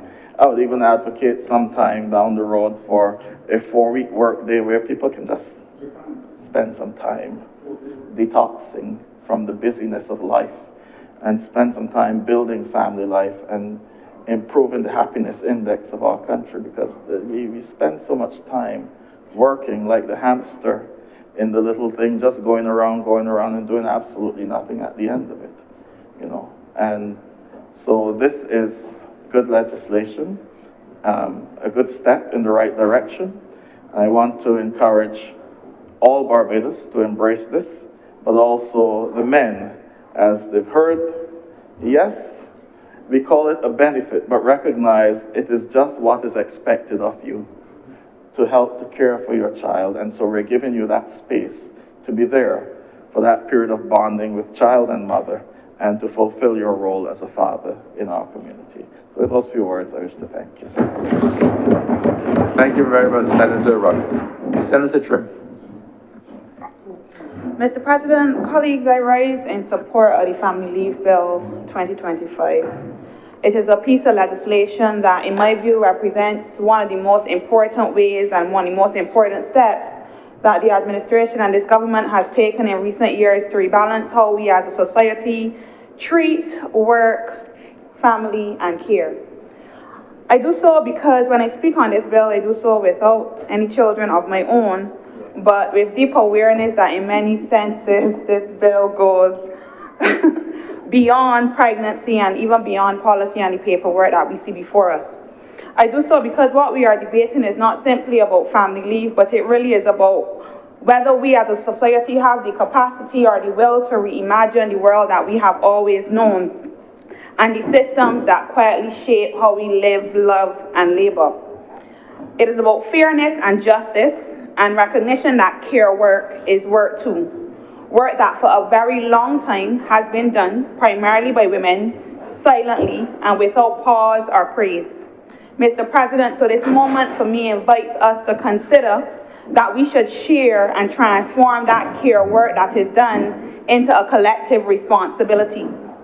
A lot of times I think about the world that we live in, particularly my generation when I'm on social media seeing some of the conversations, and the world that is now much more progressive than what my parents entered or my grandparents may have foreseen, but one that is still very much bound in traditional ideals and values, ones that we often disagree with. For example, when I left university, having a child was the furthest thing from my mind.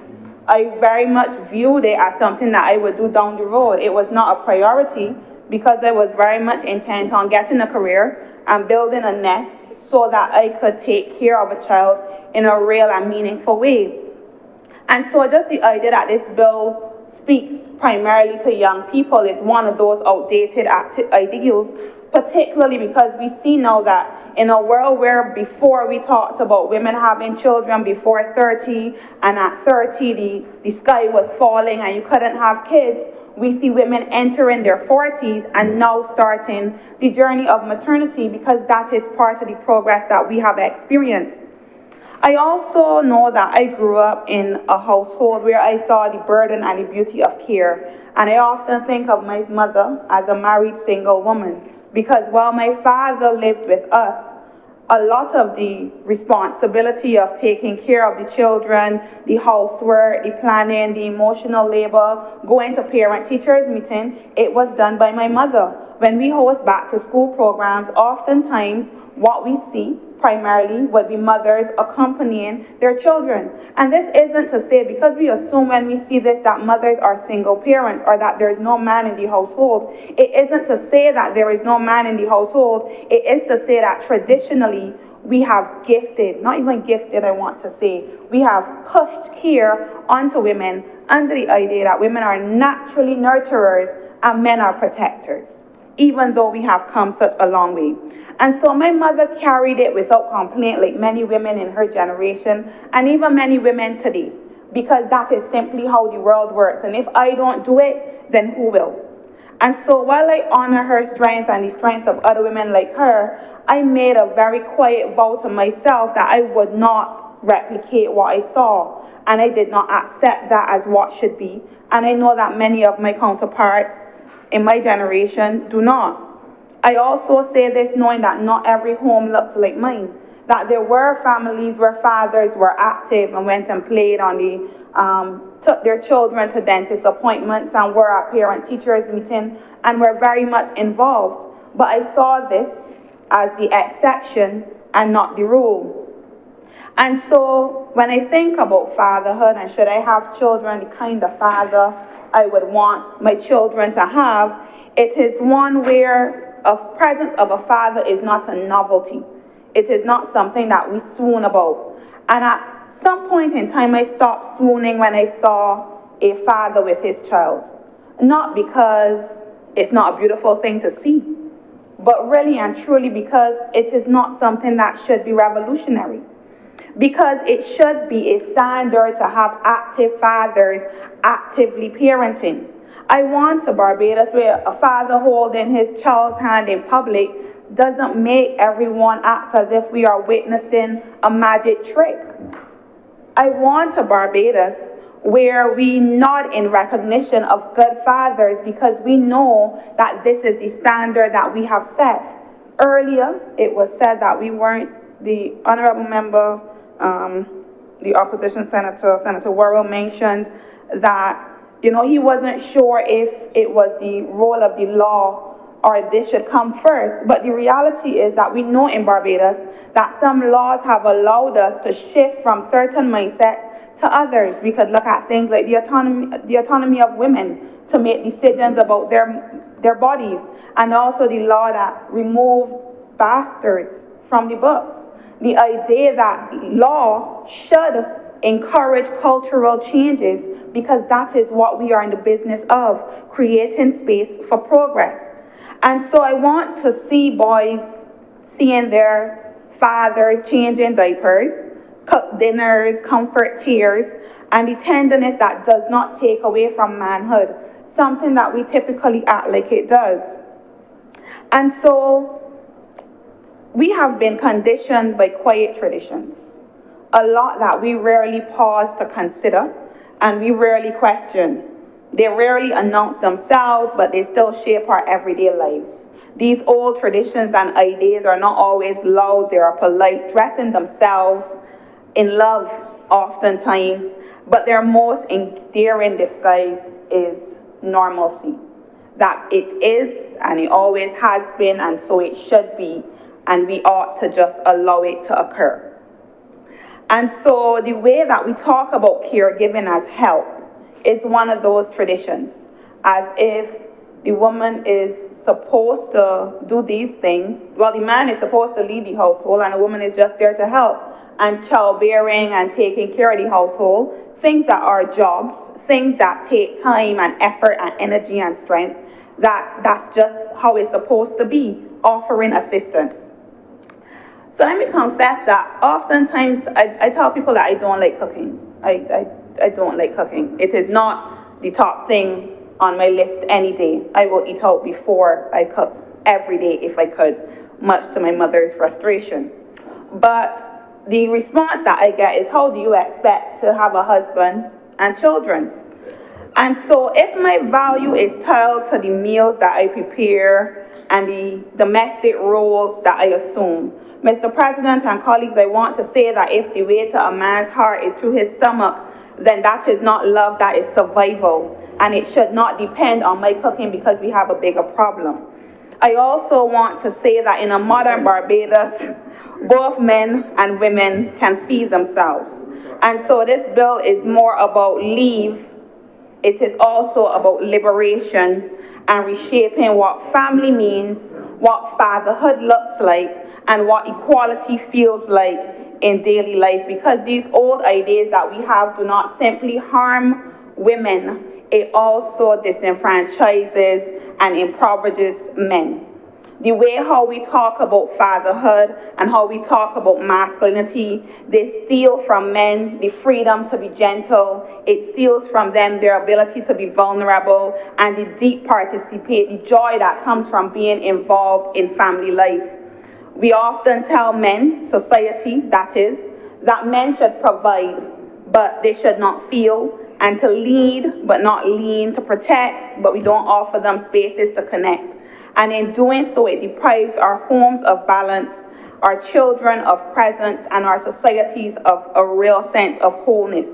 And so when we deny men the right to care, we deny families the fullness of love. But when we give them permission and grant them through the bill that we are here today to debate, homes become gentler, and we see it in general in our communities.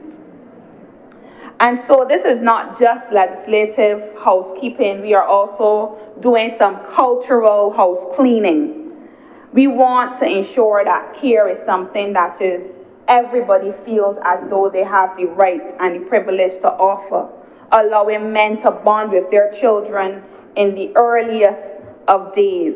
It begins to normalize that fatherhood is not symbolic or just about money, and that motherhood is just not about martyrdom and sacrifice. It allows us to escape outdated expectations from gender scripts, and it makes it a lot more balanced, more dignified, and allows for us to live more true.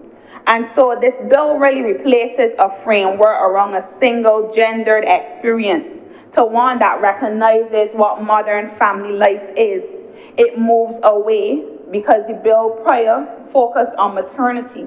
There is no mention of fathers in the previous bill, and it moves towards where we recognize that fathers and care indeed is a shared human responsibility.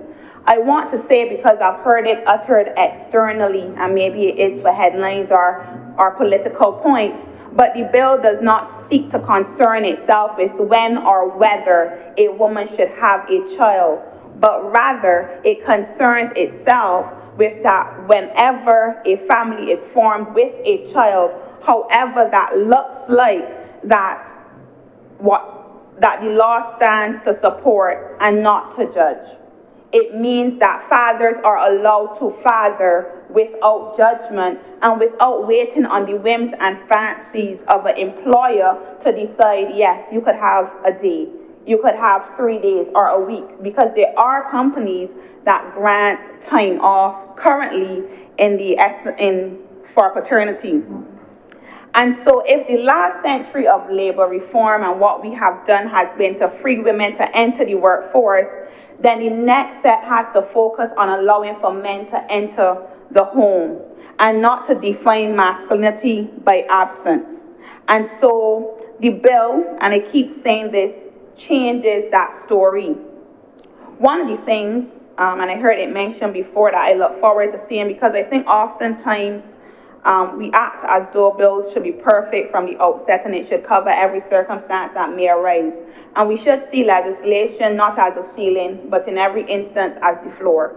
And the reason for that is because if we think about what is occurring in the world of work in terms of AI and remote and the gig economy, it demands for us to continue this conversation, because we have to continue updating it to match that. And so I am certain, and I look forward to being able, of course, to expand for men who unfortunately face the sad circumstance where their partner passes during pregnancy or within childbirth, are also granted the length of time, because this bill is about compassion. And so ensuring that we continue to build on that is very important. The last thing I want to focus on is that this bill calls on us to reimagine labor itself. For too long, a lot of times we treat workers as though they are, when they leave the workplace or when they arrive at the workplace, it is a separate and distinct person. And so the work of caregiving and of supporting households is something that has to be integrated in how we treat the workers, because you are a whole person. And so what we are doing is correcting that distortion, that fathers or mothers will go home and they don't need the support anymore, or that care work is not work, so it's not as important. And so we are ensuring that families are more stable and that communities are stronger, because when homes are healthy, workplaces function better. And it's not a social luxury, it is an economic logic. And so this government has focused on people-centered labor policies that recognize that justice at work cannot exist without justice in the home. And so we value not only production, but also reproduction. The old ideas about gender roles have cost us a lot, Mr. President. It has cost us in burnout, in broken homes, and in lost potential. This bill writes a new story. And so the well-being of families is not a private matter, but a national strategy. And so it tells employers that their duty does not end at the office door, and it tells every mother, father, and caregiver that they are seen, valued, and supported. As we look past this bill, beyond this bill, because as I said, we need to continue building on the bill, of course, as the world of work continues to evolve. We aspire to the ideal, but we ground ourselves in reality. There are things that we aspire to, but we simply cannot do in the moment because we may not have the capacity, or we may need to test the boundaries of our social infrastructure in order to make sure that when we make a commitment to the people, that we can keep that commitment. And so we are imagining a Barbados where family and equality sits together, where employers know that men are expected to be engaged, and indeed men know, fathers know, expecting fathers know that they are expected to be involved at the start and all the way to the finish. And if I am any example, there really is no finish, because I still call my mother at the slightest inconvenience. And so it means that we recognize that paternity, as mentioned before, and fatherhood is not just something that you do and, you know, a child happens and then sometimes you drop off cash and sometimes you see them, but that you know that you are supposed to be involved. And we have men around Barbados who set that example and show that, but once again, we are working to make it a rule and not an exception. And so we're not talking about fatherhood so that it is whispered about anymore, so you feel ashamed or you don't want to do certain things with your child because of how society may view you, but we celebrate fatherhood for what it is. Where family-friendly policies are not something that we have to negotiate, because every employer sees it as an imperative for their business. I'm talking about a Barbados that invests in the well-being of Barbadians and families, for productivity, stability, and compassion is standard.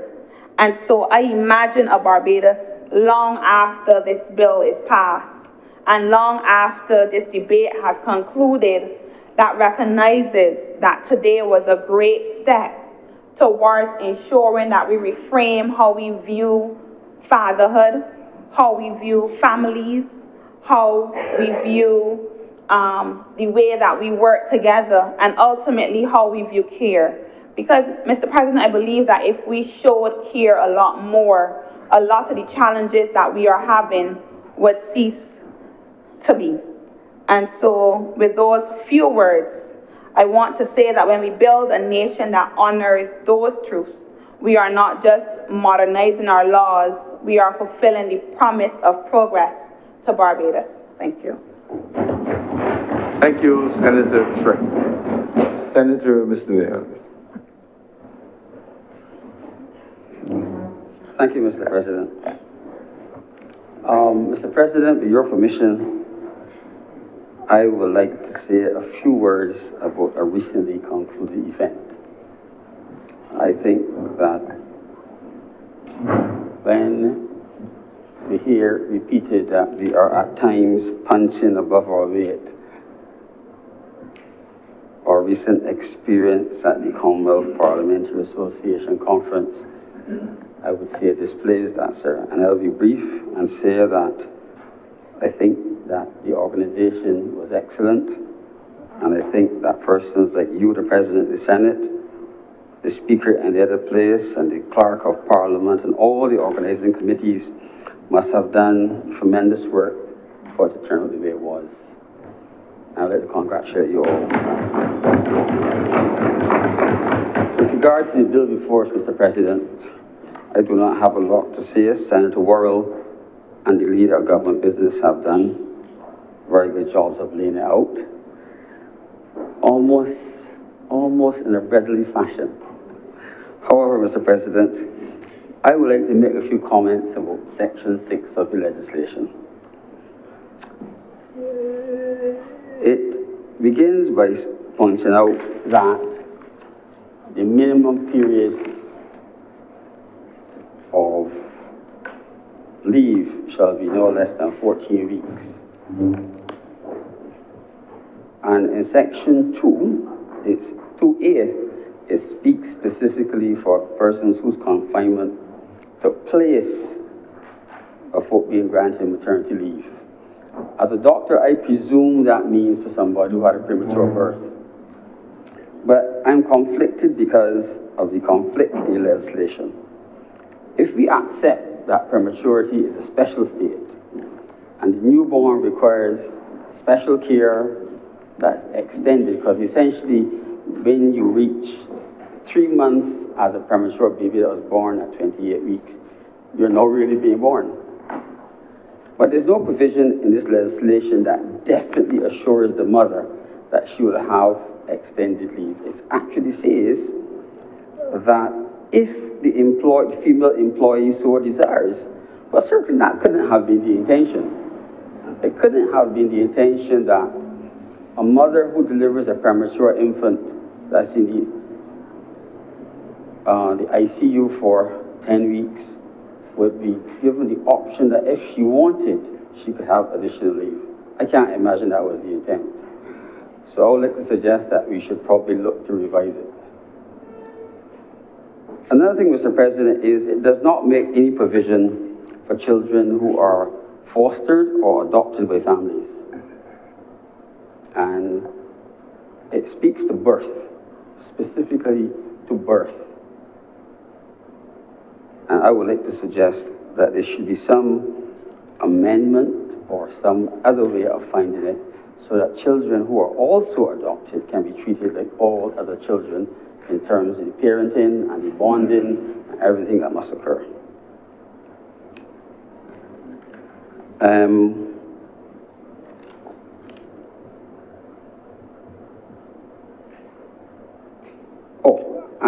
my last point, Mr. President, relates to the opposite end of the spectrum, where someone is now what we call in medicine post-dates. In other words, you deliver after the estimated dates. And it gives that person not the option, it says the leave shall be extended. So on one hand, for a premature baby, the mother has a choice of extension, but if you deliver late, you have to get the extension. And I think it really needs to be sorted out, Mr. President. I thank you. Thank you very much, Senator Naylor. Senator Angeli Boyce.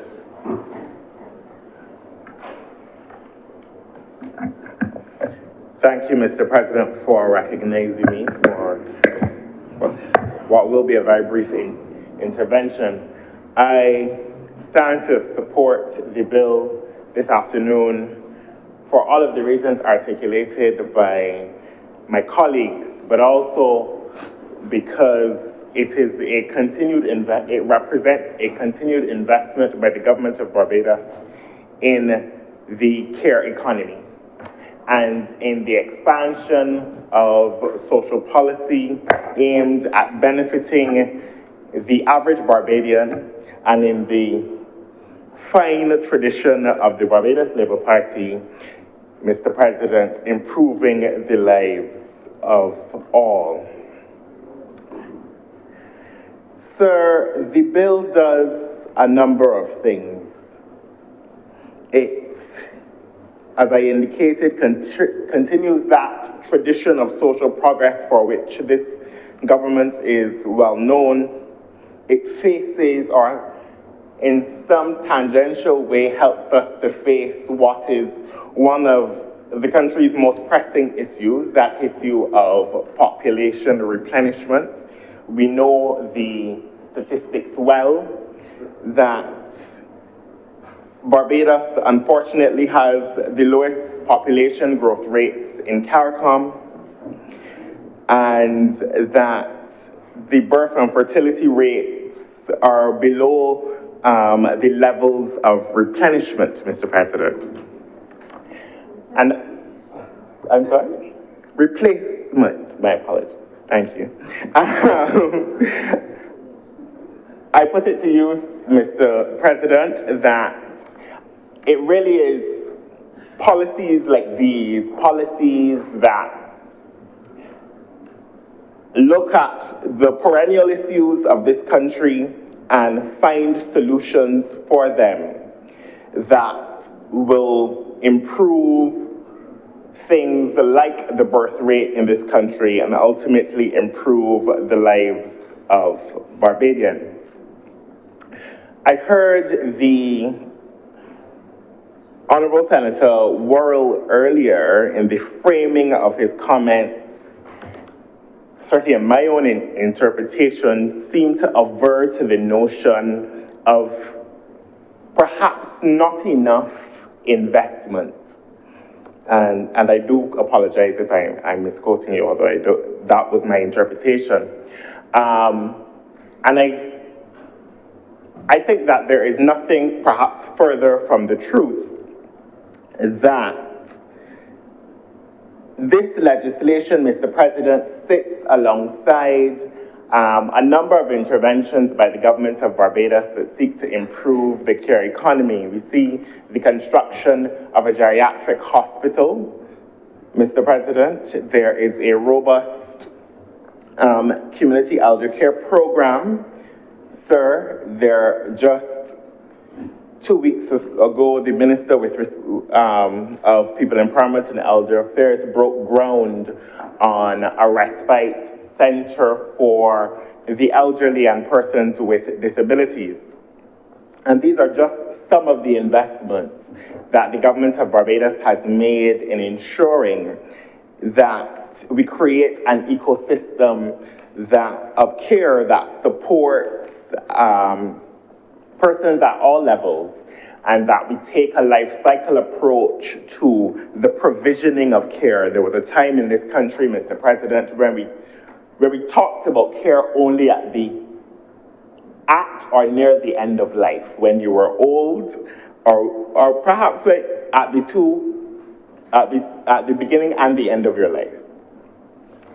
And like my colleague indicated, that much of the care responsibility on either side of the spectrum rested and resided primarily with women. This legislation goes some way, Mr. President, in making a difference in that regard, and for that, the government ought to be commended.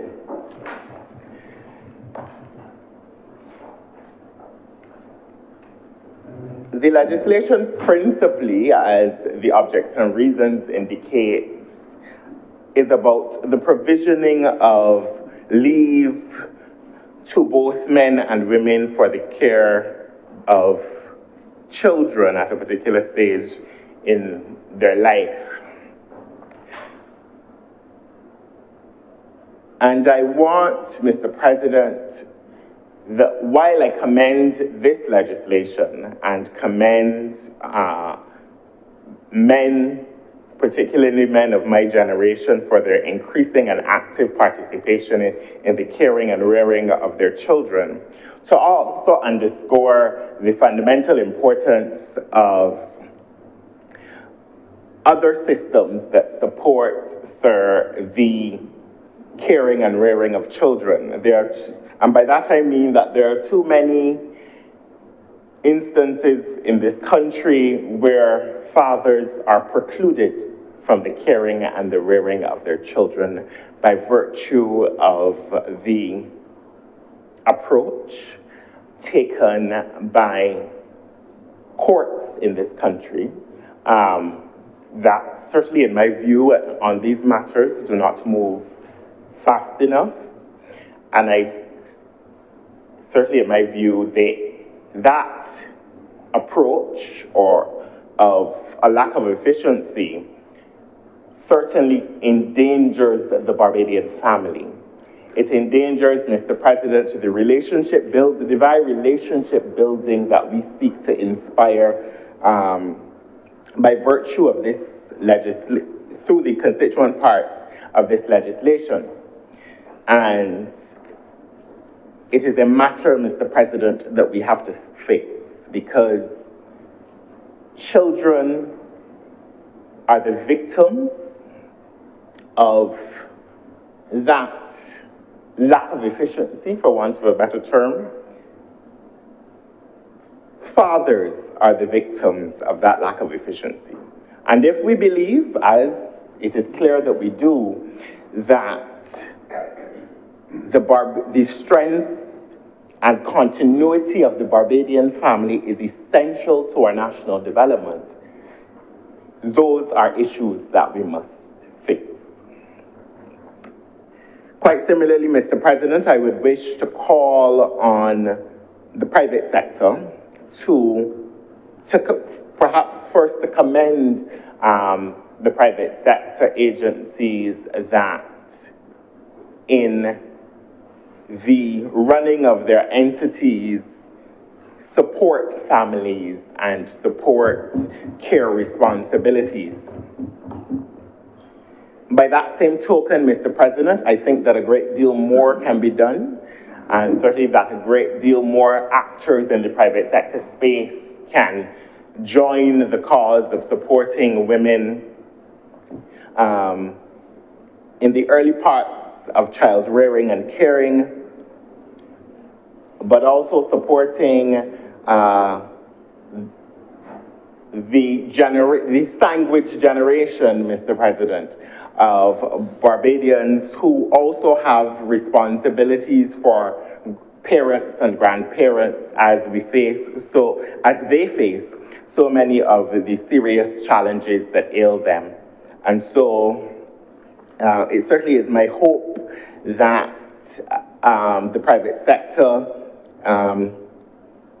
is cognizant of these needs, and that as time goes on, there will be continued investments in ensuring the stability of the nation, Mr. President, through the required support. I did indicate that it was going to be a brief intervention, Mr. President.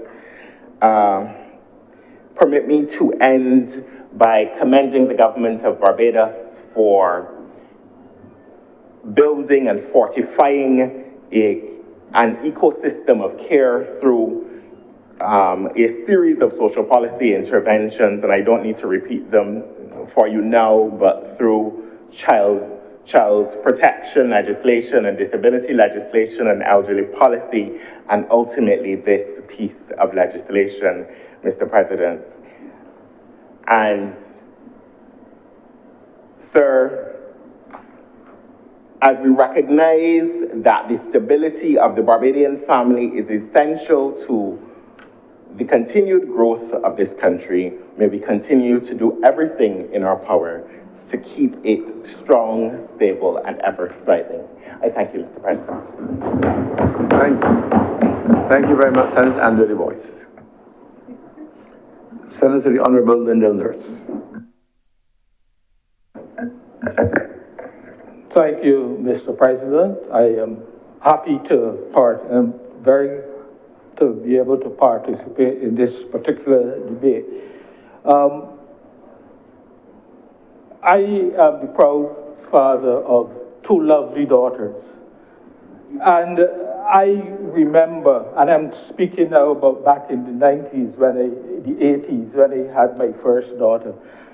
I remember particularly how excited and happy I was to be able to rush home during the lunch hour, just to be able to have a little look, a little play with that kid, even at those age of a few days. I, of course, in my time, would not have had the benefit of being able to claim paternity leave. But and so I recognized then how important it was for a father to also be able to put in the time, particularly in those initial weeks. And you don't realize it, but in those initial weeks when the child is beginning to sense things, begin to see things, and begin to recognize voices and so on. And that kind of bonding, I believe, in my opinion, stays with you and that child for a lifetime. And so I want to commend the relevant ministry and of course the government, of course, for bringing this legislation and updating it and modernizing it to where it is, because I think it is important as we look to improve on things which we think are important for good family life in Barbados, that we recognize that these are one of the issues. And we recognize that, Mr. President, the level of issues which we have with our young people today, particularly, especially among young men, I've heard it said and repeated often that one of the issues is really the lack of that paternal connection in the household. And so I am calling on the men, and I am merely echoing all of the speeches, nearly all of the speeches which, and speakers that would have gone before, who have been calling on the men to step up to the plate and use this now and recognize that this is your opportunity to really bond and to build with your offspring. I remember, and I don't hear about it now, but in the days of an organization called MISA that was spearheaded by the then Ralph Boyce, who has gone to the great beyond. But one of the things I remember that he was particularly strong on is for the men to be able to have that kind of access with their children. This is another piece I see in the puzzle of getting men to take on that responsibility, to be able to play their part in the upbringing and the upkeep of their children. And so again, I want to stress a comment that was made again by nearly all the previous speakers, that men need to recognize that this is not, this grant of paternity leave is not an opportunity to have a little extra vacation or to go and to lime on the block with the other fellows or to do all other things except that it is given so that you can give the kind of emotional support to the mother who would have just come out of a very stressful childbearing situation, to give the kind of support to the child that is necessary in those initial days and weeks, and to recognize that that is what this leave is really designed to do. We don't want that, having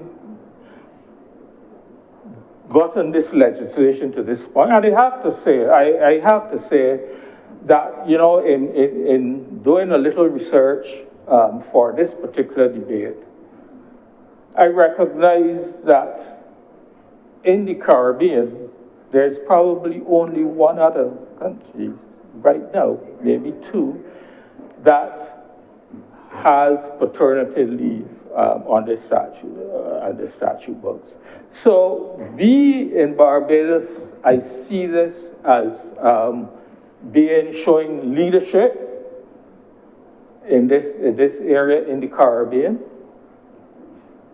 and that as a government, the government is prepared to bring Barbados into the modern world. As a matter of fact, you know, even when you do the little research on in some of the first world countries in Europe and the UK and so on, you find that paternity legislation is not, in all cases, on the statute books. In the UK, for example, you know, they give, I think they give a few days, perhaps 3 days or something like that, as paternity leave.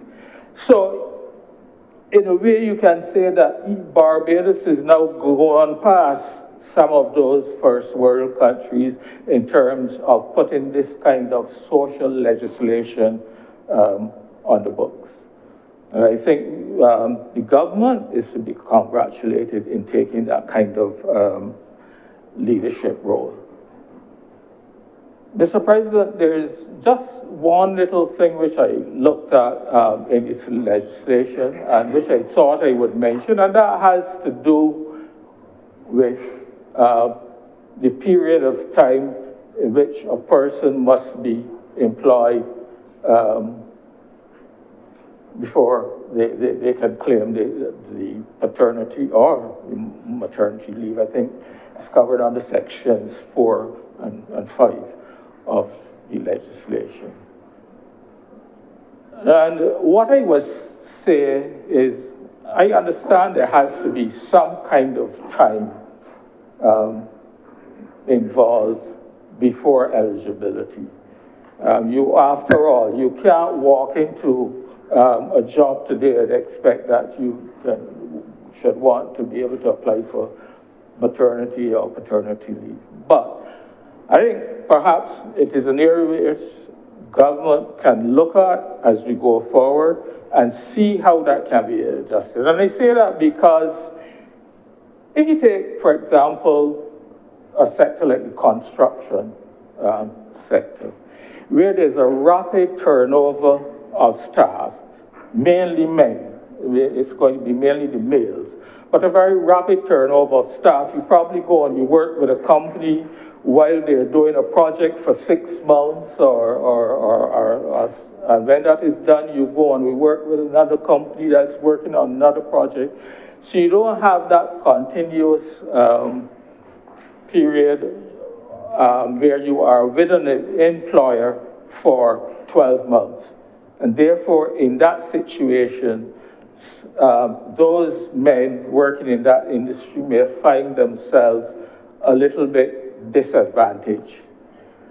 Now, no legislation is perfect. We know, as I said before, this is really quite a bit of new legislation. It will need to be adjusted and amended as we go forward and as we learn more.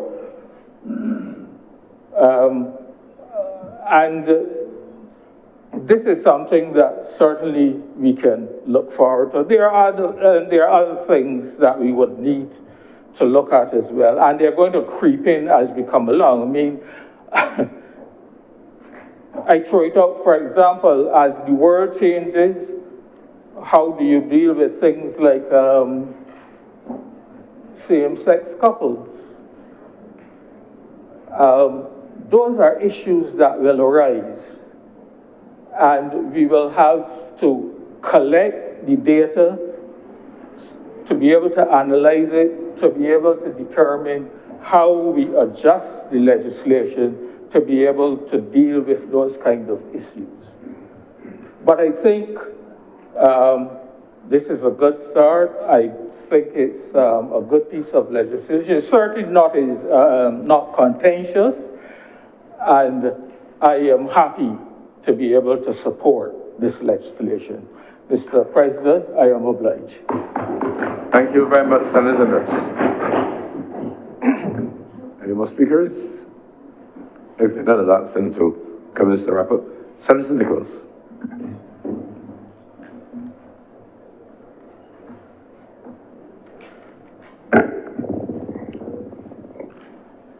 Mr. President, permit me to focus a little bit on a much more narrower perspective on the bill than my colleagues.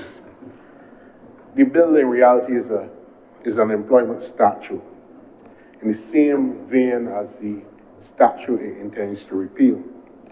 And while my colleagues have focused on some of the broad social development objectives, population concerns, and even the enhancement of the role of men in families, this is, after all, a simple employment statute as intended to make greater provision for the rights of women in the workplace having given birth to a child, and to make new provision for men, and indeed provision for the family to take leave collectively, which is a great step forward, but it is, after all, an employment statute. And I propose to make a few brief comments on the strengthening of that legal framework and to answer some of the questions posed by some of my colleagues in relation to why the bill is framed in the way it is framed and how we can look potentially at any legislative amendments in the future based on how the rollout of this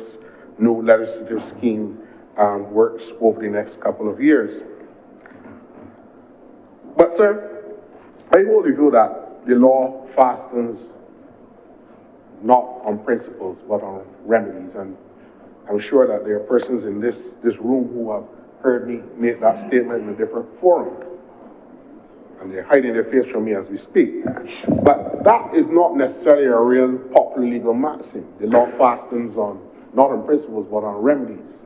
It is a more practical statement of the reality that in effect, if the law doesn't bring a resolution to a solution or a problem, then it has no legitimacy. And in this case, I want us to focus a little bit on what it is that we are intending to do. Now, I will go straight to the issue about the 12 months and why there is a period for a woman to be employed by the same employer for 12 months. This is not to penalize any women who have moved from job to job or to disincentivize people from leaving work. All throughout the employment legislation in Barbados, most of the rights accrue after 1 year in a job, if not all. Senator Worrell made reference to holiday. Under the Holidays with Pay Act, that right accrues after 1 year. What I believe the Senator Worrell may have misconstrued was that your right to a payment can accrue even before the year has elapsed. And if your employment is terminated, you're entitled to a payment equivalent for that period for which you have worked. But you don't have the right to a holiday before the year expires. Under the Employment Rights Act, another employment piece of legislation brought in by the last administration, a person does not have the right not to be unfairly dismissed unless that person has been working for a year. So there is some consistency, and I believe I will say there's some internal consistency where there are rights accruing within the sphere of employment legislation in Barbados to anchor this with the fact that a person should be employed for a year before any benefits under the legislation, under the National Insurance, under the Holidays with Pay Act or the Employment Rights Act. All of these are predicated on the basis of an employee working for a year. But I want to make the point, Mr. President, that if indeed this is a situation where the payment for maternity benefits comes directly from the National Insurance Fund, short of any perceived disruption in the business of an employer, then it really doesn't matter if the employee is working with that particular employer for a year if the employee has made a number of contributions to the National Insurance Fund, having been employed previously. Because if it were that the employer was paying or had to pay a maternity benefit, like how they will have to pay holiday pay, then you can prorate that to the period of employment at that particular place of employment. So perhaps when we are talking about changes or we're looking to see how this act is rolled out, we can consider relaxing not necessarily the length of period for a year, but removing the requirement that you have to be working with that particular employer for a year. Basically what I'm saying, Mr. President, where an employee has been working and making contributions to the National Insurance Fund and making what we consider under the National Insurance Act and regulations, the minimum contributions, perhaps even if they move from one employer to another and they continue, there's some continuity in the benefits that they are paying in, then they should be able to qualify even if they change their job. And that would take away the specter of somebody having to consider whether they need to leave and go and get another job as opposed to having a child. And I think that is a better way of dealing with it rather than just reducing it from, say, 12 months to 6 months or anything of that sort. The important thing is that this is an insurance managed fund from which contributions are being paid in by working people. And therefore, the ultimate consideration in my humble submission would be the number of contributions the employee has made and not necessarily the time that they have spent at a particular place of employment. But I wanted to correct the perception that there are ways in which you can lower the entitlement to benefits from under a year as a solution to the perceived problem by Central World. Because in reality, that is not the case. Where the employment is terminated, your benefits accrue based on the time you have spent. But if you're ordinarily working in an environment, a place of employment, you're not going to get those benefits until a year has passed. And that is a consistency in the employment legislative framework that if we were to follow his solution, I don't understand how we can have some consistency in our legislation and just have that knee-jerk reaction. But I understand why he might be saying so, because this debate has gone on in other places in a way in which when I started to look at this bill, I thought I was actually dealing with something that was almost demonic, that was trying to marginalize women and do all the things that you will hear in the roadside parliament and all those other places. But I want to assure the country, sir, that this is indeed revolutionary. It takes us beyond where we are.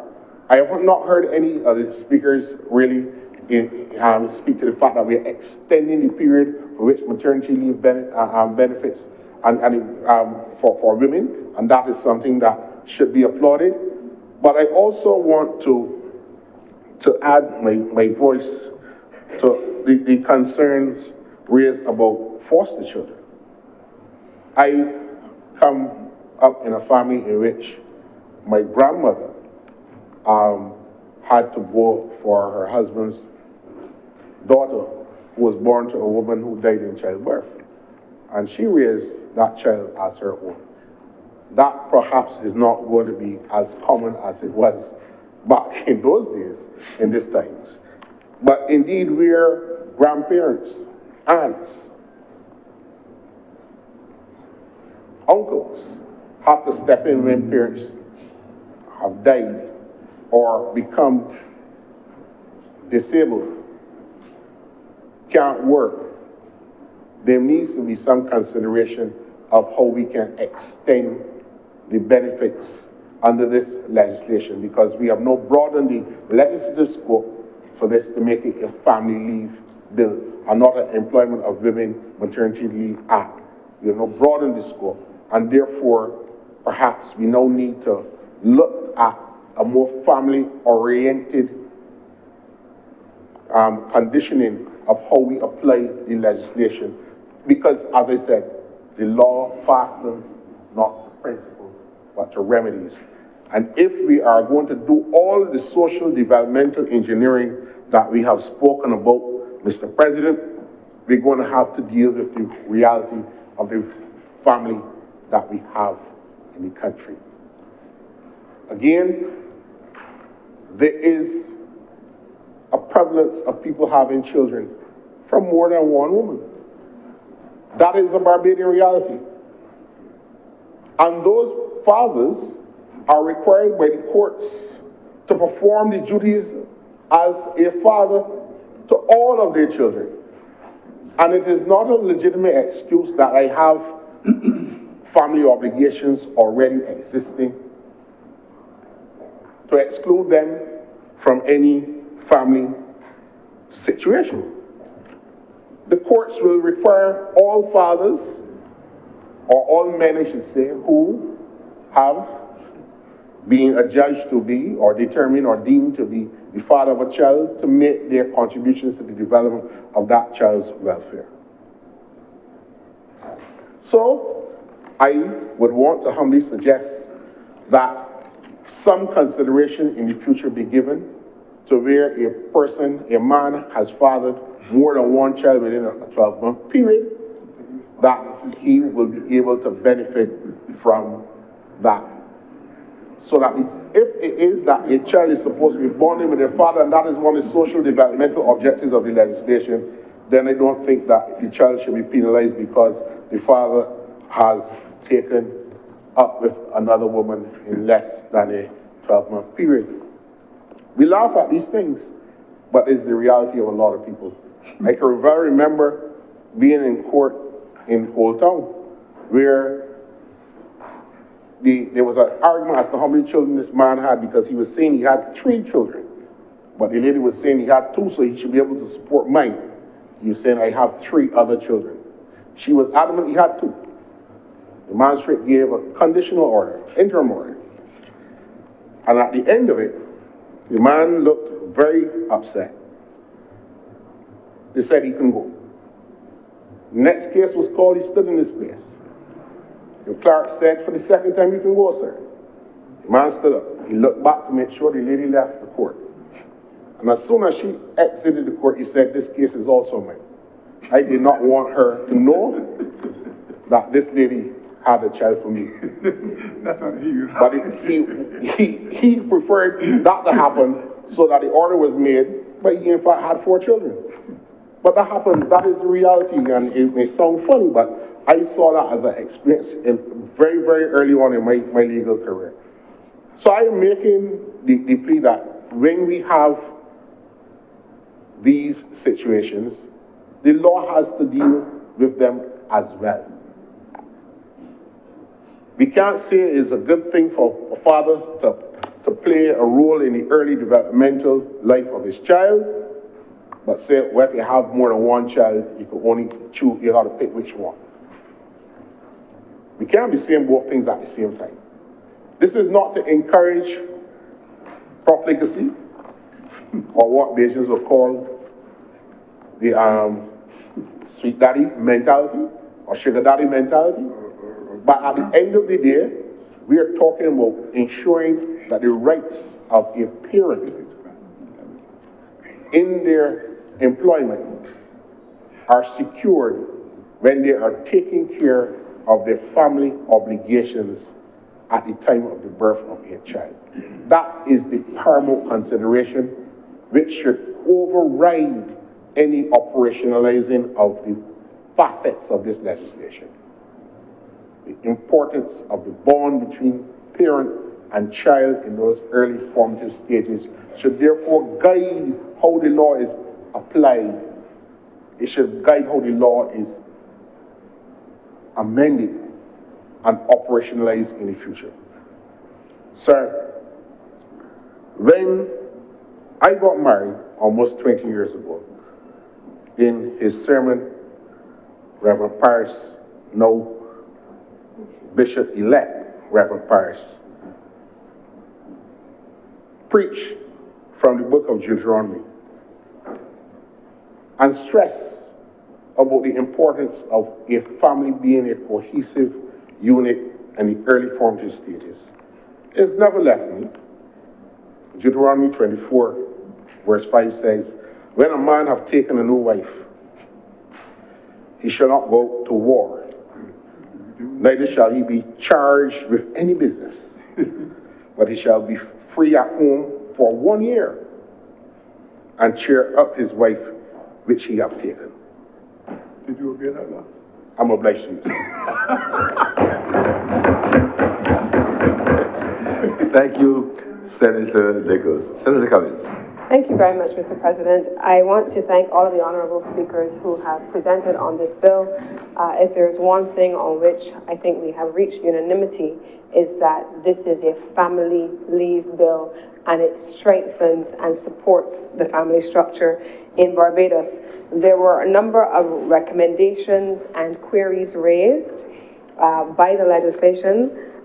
Some of them were repeated, so I'm going to attempt to treat to them all in one. I believe that Senator Nichols, in his presentation just now, spoke about the rationale for the 12-month period, vesting it in the employment rights legislation, or suite of employment rights legislation. And so I will leave that as having been covered adequately. I would, however, also want to speak to the recommendations that have been made by many members, specifically about the inclusions that could be incorporated. And I did seek in my initial introduction of the bill to speak about the fact that you have to be able to rationalize where there is a start and what the evolution of the process would look like. The inclusion of things like foster children and adopted children over time will have to be assessed, and that has been a commitment already. And I believe that the Honourable Minister, who, along with his team, must be commended for introducing and piloting this bill, and I want to do so at this time. Thank you very much to the Ministry with responsibility for Labour and Social Security that has anchored this process. They're here with us today. But as they piloted this bill through the other place, the Honourable Minister did indicate that this is a first, this is a floor and not a ceiling. It is the introduction and not the end. And it is a draw not on the same purse that pays other expenses, as has been mentioned by Senator Worrell in his political commentary. However, it draws on the national insurance scheme and not on central government. And there is a commitment that as we extend the maternity benefit and we include the paternity benefit, that the scheme will assess how this extension has been impacting on the fund, and then be in a position over time to make any evolutionary changes that may need to be considered. And that is a hallmark of responsible governance, to make sure that we protect the lifeline that we refer to as the national insurance scheme. So, Mr. President, I want to also acknowledge the recommendations that have been made also by, I don't want to call them recommendations also really, but the comments that have been made by Senator Rogers, Senator Trim, Senator Maynard. I want to just pause there for a moment, but the clause to which Senator Maynard referred, which is clause 6, does not have any reference at all to how it was interpreted by the Honourable Senator, and I did take the opportunity to consult with the Ministry with responsibility for Labour, and that is not to be the interpretation in terms of children who are born prematurely and the length of time. That is not what this section of the legislation referred to, and so I just wanted to make that correction for the record. And then to express appreciation for the commentary on social policy raised by Senator Andrele Boyce and young Senator Trim, and the same for Senator Lindell Nurse, and of course the legal explanations provided by Senator Gregory Nichols. Now, as I close, Mr. President, I just want to make one point that has been made by all of the honourable members who have spoken in different ways. We have spoken about the importance of family life. We've spoken about the importance of fathers being included in the lives of children. We've spoken about the importance of that bonding period and how that is important to continue even up until this day, where we engage with family life with the mother and the father as the foundation of the family. We spoke also about the law courts Senator Nichols spoke about the law courts, and others mentioned the law courts as well. And I think that we all here have agreed that the role of fatherhood is not to be diminished. And I want to take the opportunity as I close to appeal to mothers. Do not weaponize your children. Do not weaponize your children against their fathers. Don't do it. You at some point in time loved, were attracted to, were interested in, were committed to this man. If it did not work out, it did not work out between you, the adult, the woman, and the man. The child who is a product of that relationship is entitled to have the benefit of both parents in their lives as long as both parents are willing to be there. We have long seen too many instances, like in the magistrates' courts that we heard being raised by Senator Nichols and others, where mothers are withholding access to children. This legislation speaks about families. It speaks about leave for fathers to engage in the same way, even if in an abridged version, with their children from the time they are born and for the duration of their lives. Our courts are not meant to be used in a way that is a weapon against fatherhood. It is not. I can tell you, like Senator Rogers, what it is to have a single child and to know what it is when I go back to work. Her father will probably take her with him where he goes. True. Her hair may not be plaited the way I may do it. She may not be dressed in the way I may want her to be dressed. He may not hold her in the way that I would hold her. But that does not mean it is not a parent who is taking care of a child over whom he is protected. I remember when the child starts to teeth, you may decide that you want to treat to that teething in a certain way. When a child is tired and colicky, you may treat to that.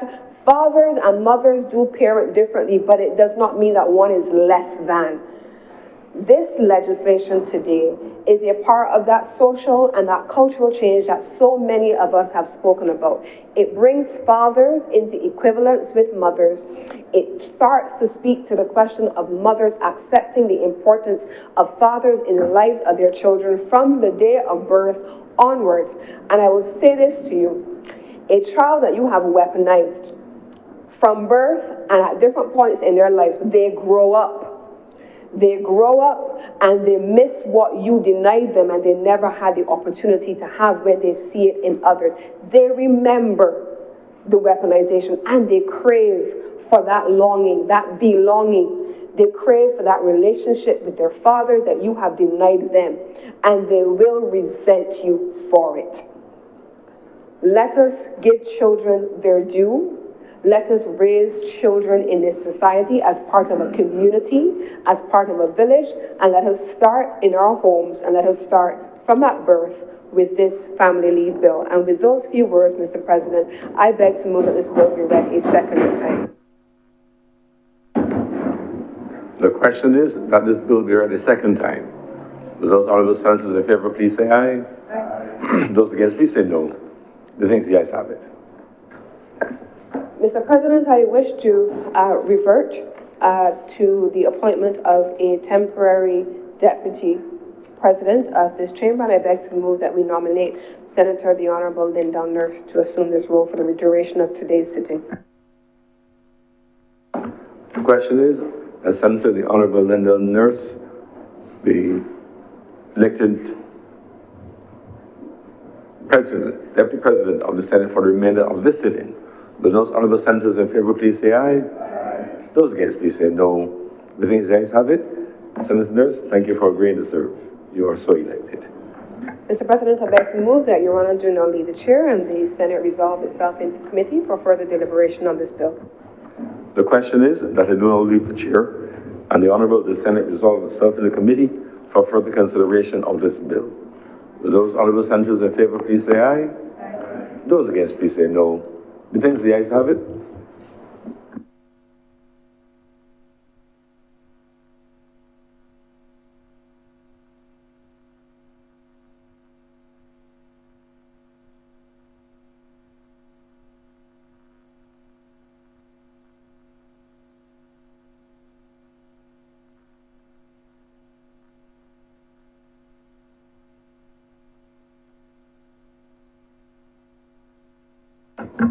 Senate is now in committee. Mr. Chairman, permission to take the bill in parts. Permission granted.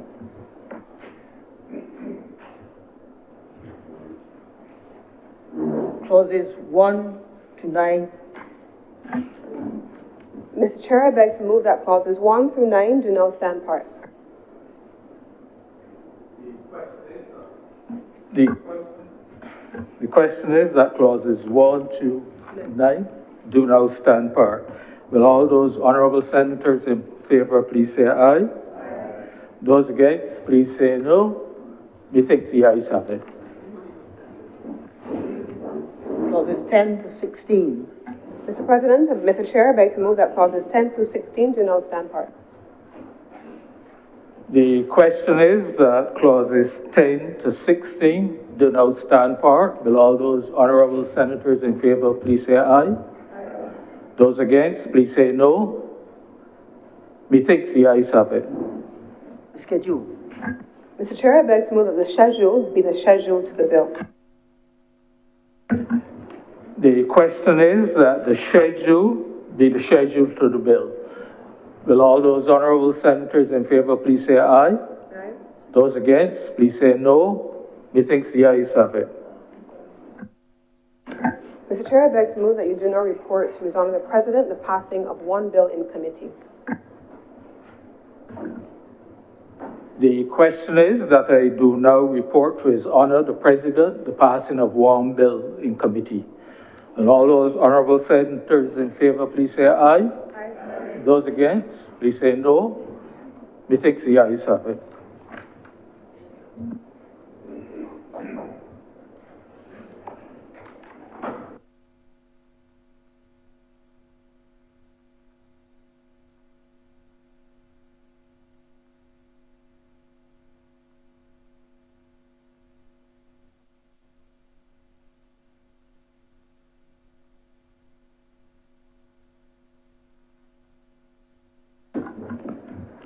The Deputy President has reported to me the passing of one bill in committee. Senator Cummins. Mr. President, I beg to move that this bill now be read a third time. The question is that this bill be read a third time. Those honourable senators in favour please say aye. Aye. Those against please say no. Methinks the ayes have it. Mr. President, I beg to move that this bill do not pass and be cited as the Family Leave Act 2025. The question is that this bill do not pass and be cited as the Family Leave Act 2025. Will those honourable senators in favour please say aye? Aye. Those against please say no. Methinks the ayes have it. This bill is now passed and so cited. Senator Cummins. Mr. President, I beg to move that we do suspend the sitting of the Honourable Senate until 3:10 p.m.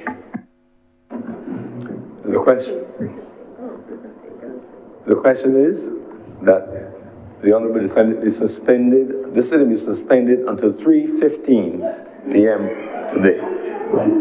Will those honourable senators in favour please say aye? Aye. Those against please say no. Methinks the ayes have it. This sitting is suspended until 3:15 p.m. today.